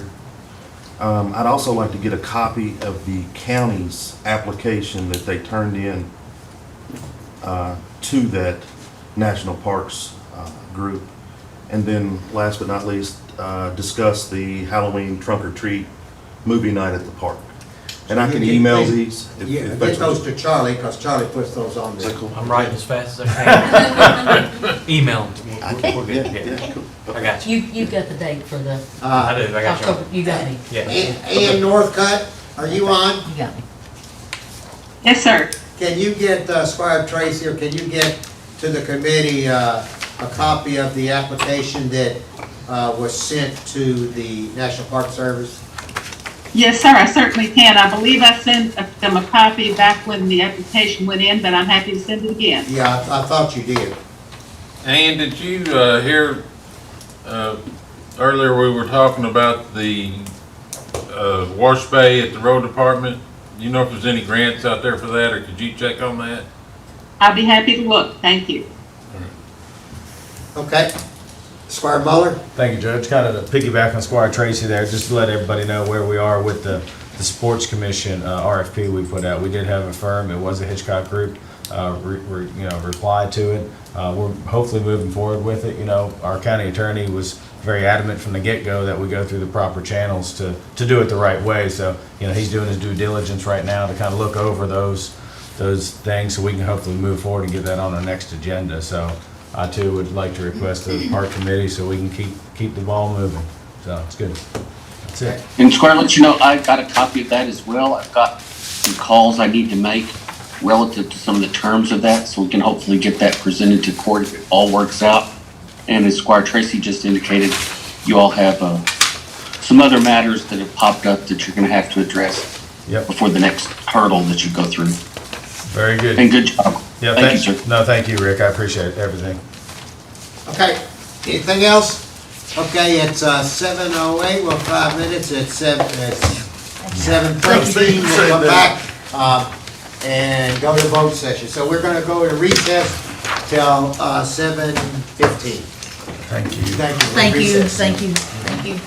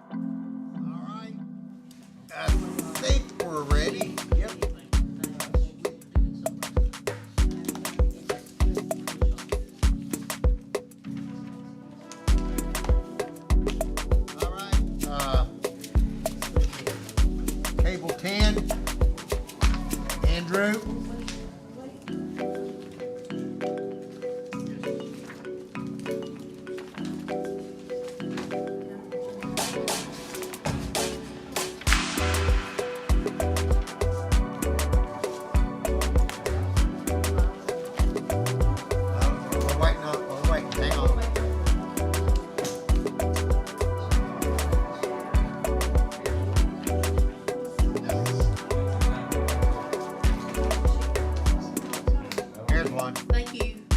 All right, here we go. Cable 10, Andrew, and 5, okay. Good evening. This is the Franklin County Fiscal Court video teleconference, regular meeting, September the 1st, 2022. Clerk, call the roll. Squire Sebastian. Here. Squire Blackburn. Present. Squire Muller. Present. Squire Tracy. Here. Squire Booth. Here. Squire Moore. Here. Judge Wells. Here. First item on the agenda is authorization for approval of minutes from a regular meeting of August the 12th, 2022. So, second. All right, Flip a coin. We're good. Squire Sebastian and Squire Muller. Okay. Thank you. call the roll. Squire Sebastian. Yes. Squire Blackburn. Yes. Squire Muller. Yes. Squire Tracy. Yes. Squire Booth. Yes. Squire Moore. Yes. Judge Wells. Yes, next item is authorization for approval of minutes from our special meeting of August the 22nd, 2022. So moved. Second. Call the roll. Squire Sebastian. Yes. Squire Blackburn. Yes. Squire Muller. Yes. Squire Tracy. Yes. Squire Booth. Yes. Squire Moore. Yes. Judge Wells. Yes, next item is authorization for approval of minutes from our special meeting of August the 25th, 2022. So moved. Second. Call the roll. Squire Sebastian. Yes. Squire Blackburn. Yes. Squire Muller. Yes. Squire Tracy. Yes. Squire Booth. Yes. Squire Moore. Yes. Judge Wells. Yes, next item is authorization to accept the resolution of the Franklin County Board of Health establishing public health tax rate in the year of 2022 for Franklin County Public Health Taxing District. So moved. Second. Call the roll. Squire Sebastian. Yes. Squire Blackburn. Yes. Squire Muller. Yes. Squire Tracy. Yes. Squire Booth. Yes. Squire Moore. Yes. Judge Wells. Yes. The next item is authorization to receive the report of audit from the Franklin County clerk for the year ending December 31st, 2021. So moved. Second. Call the roll. Squire Sebastian. Yes. Squire Blackburn. Yes. Squire Muller. Yes. Squire Tracy. Yes. Squire Booth. Yes. Squire Moore. Yes. Judge Wells. Yes. The next item is second reading and approval of an ordinance amending the table of special ordinances, Section 1, zoning map changes of the Franklin County Code of Ordinances for an 85.388 acre portion of property identified as portion of tract number 1, 84.058 acres plus or minus, a portion of PVA map number 087-00-00-031.00, and a portion of tract number 2, 1.331 acres plus or minus, a portion of PVA map number 087-00-00-031.01, located at 690 Duncan Road from Agricultural District AG to Industrial General District IG. That's easy for you to say, so I'll make that motion. Thank you for. So you don't have to say that anymore. I appreciate that. Read it anymore. Do we have a motion? Is there a second? Second.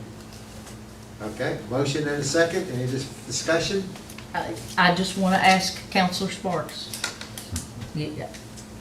So we're all very clear on what we're doing. Counselor Sparks, can you talk to us in regard to KRS 100.213? Just so we're all clear. The statute requires under section 1 to approve the ordinance if you believe that it goes consistent with planning and zoning, or in the alternative, if there have been material changes, etc. And I know you all discussed section 1 and section 1B a few times at this point, and have attempted, I believe, to address, based on the record, your all's opinion as to zone change applicability. And I say that now you have to vote on it or not if you see fit. We discussed that, and I believe a copy of it is in your file. It was placed in the file previously with planning and zoning. We discussed it 2 times so far. And so our decision is firmly rooted in that statute, right? To the best of my knowledge, based on the amendments that were made and the findings of fact, you all are in a position to vote in your discretion up or down. Okay, we've had a motion and a second. Any other discussion? Call the roll. Squire Sebastian, I think this is a very exciting time in Franklin County. The city and the county both have master plans in process. And we've got an in-depth update of the comprehensive plan and the zoning codes. We've got that all underway. It's heartening to see and to hear from neighbors. We've heard strong, and I would really say palpable, belief, perseverance, and passion that they have on every side about this and other issues. We hear about those routinely. But in making sure that I ask Councilor Sparks what our charge is today, it's to reach a decision, I think, that's rooted firmly in statute, which is KRS 100.213. The wording is pretty direct, narrow, restrictive, that the map agreement, or I guess that the map amendment's either in agreement with the plan or it's not. It's one or the other. So I guess in this instance, the way I saw the map amendment sought the future land use category being where an employment center exists. And so to me renders this request to be in agreement with the adopted comprehensive plan. I think like all of us, none of us like how we got here. And hopefully through our comprehensive plan and the zoning update codes, we will, I guess, be able to focus better on issues like this, making those issues and our community's future really less uncertain, because we've talked so much about this statute in particular. So with that, I guess, that direct focus for me, it compels me to approve the zone amendment because of the statutory language in KRS 100.213. So, yes. Okay. Squire Blackburn. Okay. As Squire Sebastian pointed out, she's voting on this based on her belief that is in agreement with the comprehensive plan. And it is directly in agreement with the land use map. But it's in direct opposition to over 70% of the comprehensive plan.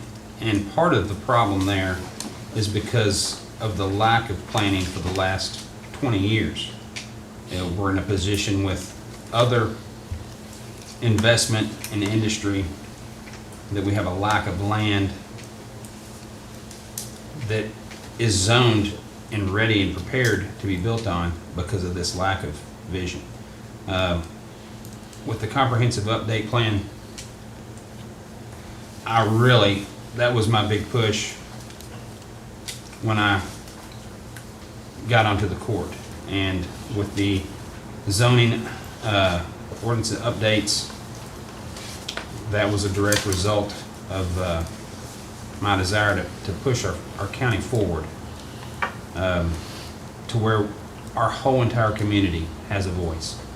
And hopefully these type of heated, battled discussions can be avoided in the future by the planning that we do today and in the coming year. And with that, I vote no. Squire Muller. Thank you. I'd like to read something I prepared. Smart growth covers a range of development and conservation strategies that help protect a healthy and natural environment and make our communities more attractive, environmentally stronger, and more social diverse. Over the past 2 years, we have seen how planning and zoning and enforcement needs to improve so problems like this one don't happen in the future. We have a developer that worked the system under the agriculture zoning. Did you know agriculture zoning has over 400 uses currently? We must do better and have our ordinances up to date and have local enforcement. We have a developer that burned a historic home with no consequences. All he had to do was fill out a permit and it would have been legal. We have a developer that ripped out mature trees along the property line with no regard for his neighbors. With no enforcement in our communities, these things will continue to happen. We must spend time updating our county ordinances and create enforcement. For multiple other reasons, he has not been a good neighbor. If we were judging this case on him being a good neighbor, my vote would be no. However, We are here to decide the zoning of this piece of land and how it fits with the land use plan. If approved, I would ask the planning commission that there is a substantial setback from any homes that touch the property, an earth berm created, multiple level of evergreens installed.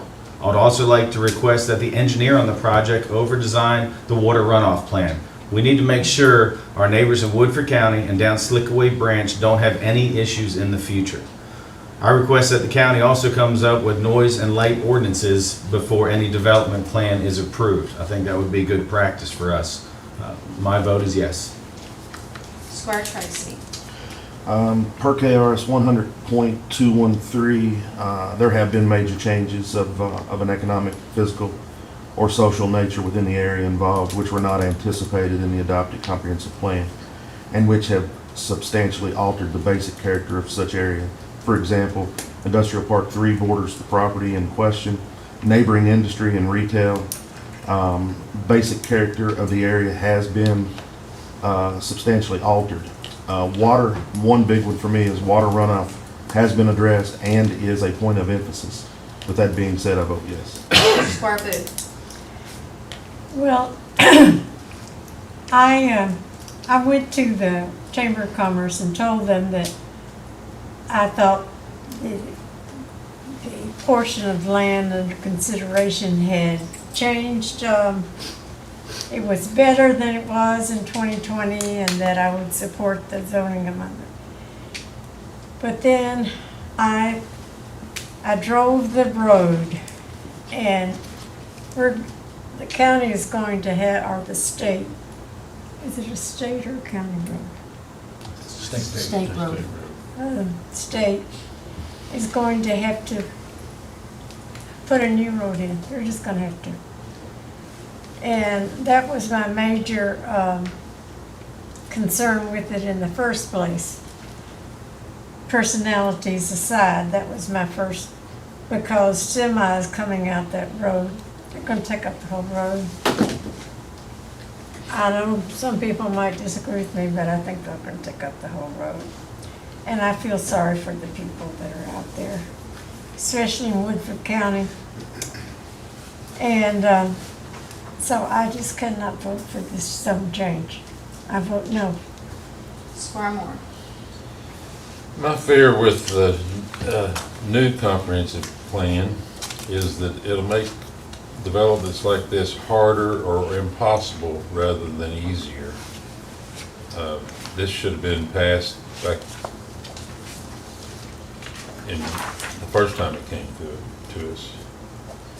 And I'm a yes. Judge Wells. Let me say this, I've been the judge going on 8 years, and I've been proud to be the Franklin County judge. It is quite an honor. This past couple years has been one of the hardest times I've seen as a judge, because this community has been fractured, and it's been fractured to a degree of trying to decide who we are. I don't know where this is going to go. I'll be gone, but I sure will be a voice, and will continue to be a voice on whom I would like to see, in my personal opinion, but that's neither here nor there. But what we're going to have to do is pull together, and we're going to have to start realizing that if we're going to continue to lower taxes, if we're going to continue to provide jobs, and I know that several of you have sat at this table and said, we need to have good jobs for our young people to be here in this community, we're going to have to develop land. We can't hide from it, we can't run from it, we can't put our head in the sand. We have got to understand that growth and advancement in industry and offices and retail and housing and people are going to be part of making this community better. We talk about the parks. We talk about expanding the parks. It's all part of the pieces of the puzzle to make this community grow and to be a better place. fighting the way we're doing and attacking each other the way we are all attacked and is not going to solve it. But working together is the only way we can get this done. The map, the road map, and I have concerns like you, Squire Moore, is the comprehensive plan. The comprehensive plan, like it or not, a few years ago, several years ago, had future land use. Future land use is a piece of what's going to happen in the future. That's what it is. Clearly states that this property is industrial property. And because of that, I vote yes. Motion passes. Motion passes, okay. The next item. The next item is the first reading of an ordinance amending the operation of the County Fiscal Court, Chapter 30 Administrative Code, Personnel Administration, by adding a section for commercial driver's license, CDL, training expenses, and employment agreement of the Franklin County Code of Ordinances. The second reading will be on 9/23/22. The next item on the agenda is authorization to approve a resolution authorizing the filing of an application with the Kentucky Energy and Environment Cabinet Division of Waste Management for 2023 litter abatement grant funding. So moved. Second. Call the roll. Squire Sebastian, And somebody who gets out there and works with them, and we need this. So I'm a yes. Squire Blackburn, It's money well spent that goes right back into our community to keep it clean. It helps civic organizations, schools, student groups. I've been in 2 of them. I know Sebastian's been in several. And they do a good job. They'll even get down and dig something out of the ground if they have to. They do. I'm all for it, 100%, yes. Squire Muller, What Squire Blackburn said, yes. Squire Tracy. Yes. Squire Booth, Yes. Squire Moore, Yes. Judge Wells. Yes, and just for a little piece of information that this, our solid waste coordinator has, we've had this program for, let's see, 8 plus 12, maybe almost 12 years, maybe a little less. And and you can see what has happened, where this has grown and what this is doing, and it's a great piece of the fiscal court thinking in the future and looking at what's down the road, and this is fantastic. If I asked Brittany earlier, and I'm thinking, and I don't know exactly, but somewhere they have secured almost $500,000 in grants for equipment in our community. That's fantastic. So, yes. The next item is a piece of this equipment. Authorization to approve a bid award to Earthwork Equipment, the sole bidder for a wood chipper in the amount of $45,206. So moved. Second. Call the roll. Squire Sebastian. Yes. Squire Blackburn. Yes. Squire Muller. Yes. Squire Tracy. Yes. Squire Booth, Yes. Squire Moore, It's not the earthworm tractor, but earthworks works for me. Yes. Judge Wells. Yes.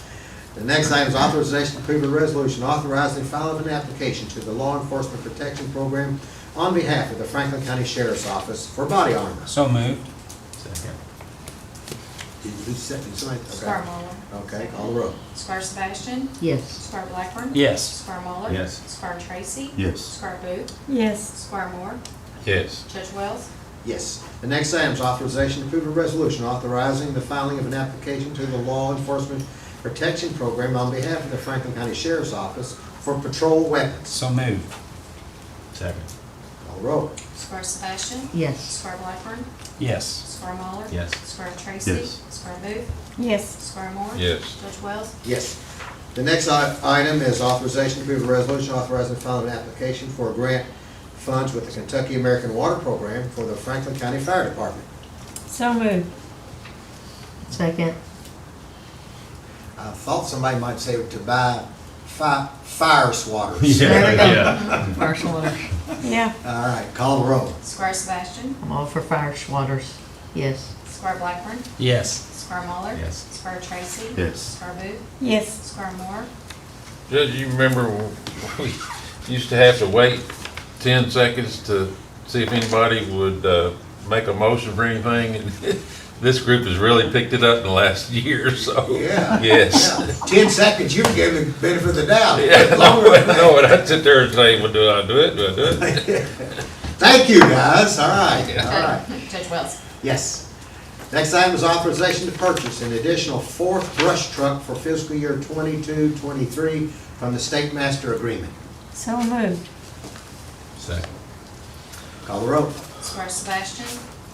I'm going to vote yes for this, and I'm hopeful that as we look in the future, that we take into consideration how we can trade these in while they still have a good value, and kind of put them on a staggered basis for rotating out, which we need to do with our durable equipment. So I'm a yes. Squire Blackburn.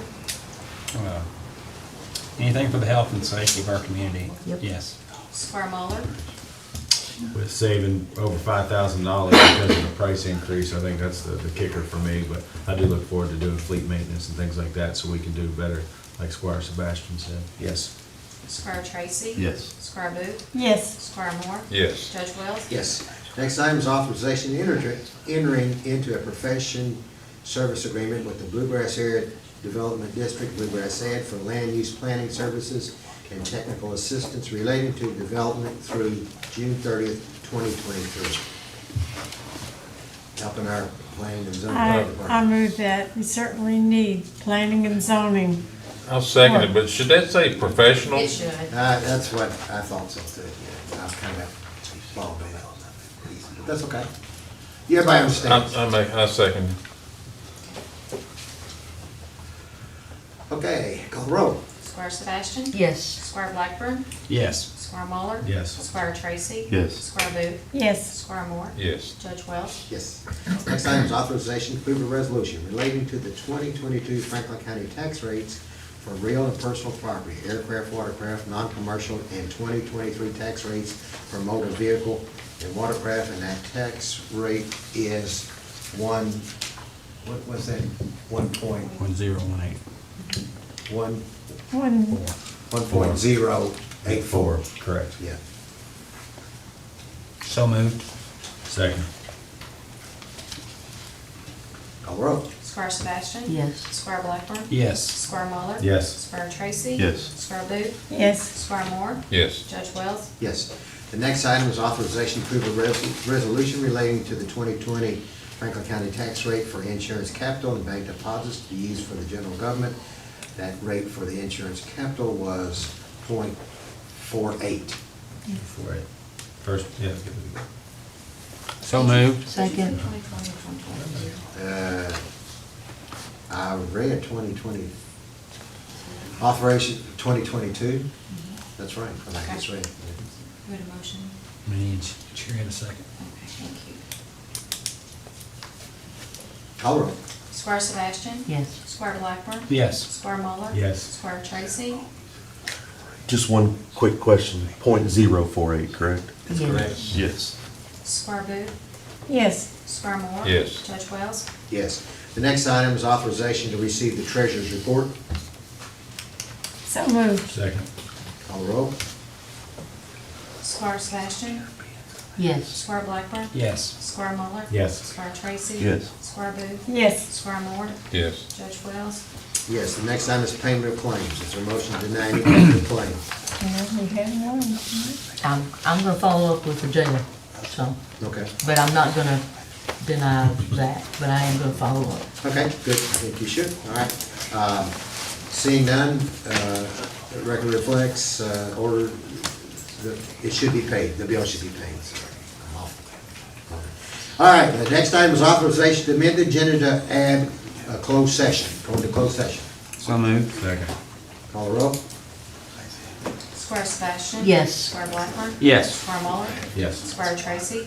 Yes. Squire Booth. Yes. Squire Moore.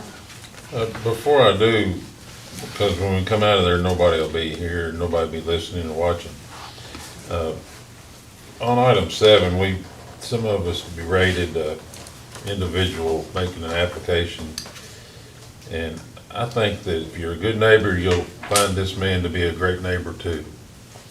And he's a good neighbor to everybody else out there, and I think he'll be a good neighbor to the people that are against this. So, I'm a yes on this. Okay. Judge Wells. Yes. The next item is authorization to go into closed session per KRS 61.810, Section 1, Section B, deliberations on the future acquisition or sale of real property by a public agency when publicity would likely affect the value of the property. So moved. Second. Okay? Squire Sebastian. Yes. Squire Blackburn. Yes. Squire Mullin. Yes. Squire Tracy. Yes. Squire Booth. Yes. Squire Moore. Yes. Judge Wells. Yes. Okay, we're gonna go into closed session. Thank all of you for being here tonight. We appreciate you're all out. You're all out. Okay, thank you, everybody. Yeah, that's good, that's good. Wait, come back after.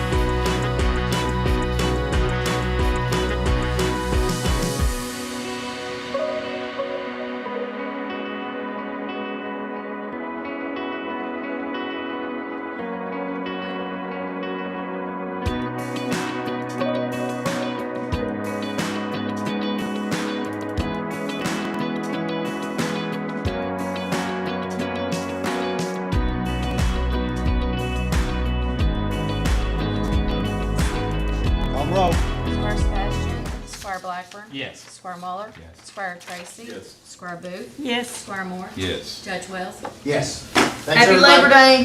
Happy Labor Day. Thank you. Every day. Be careful. Can I feel it?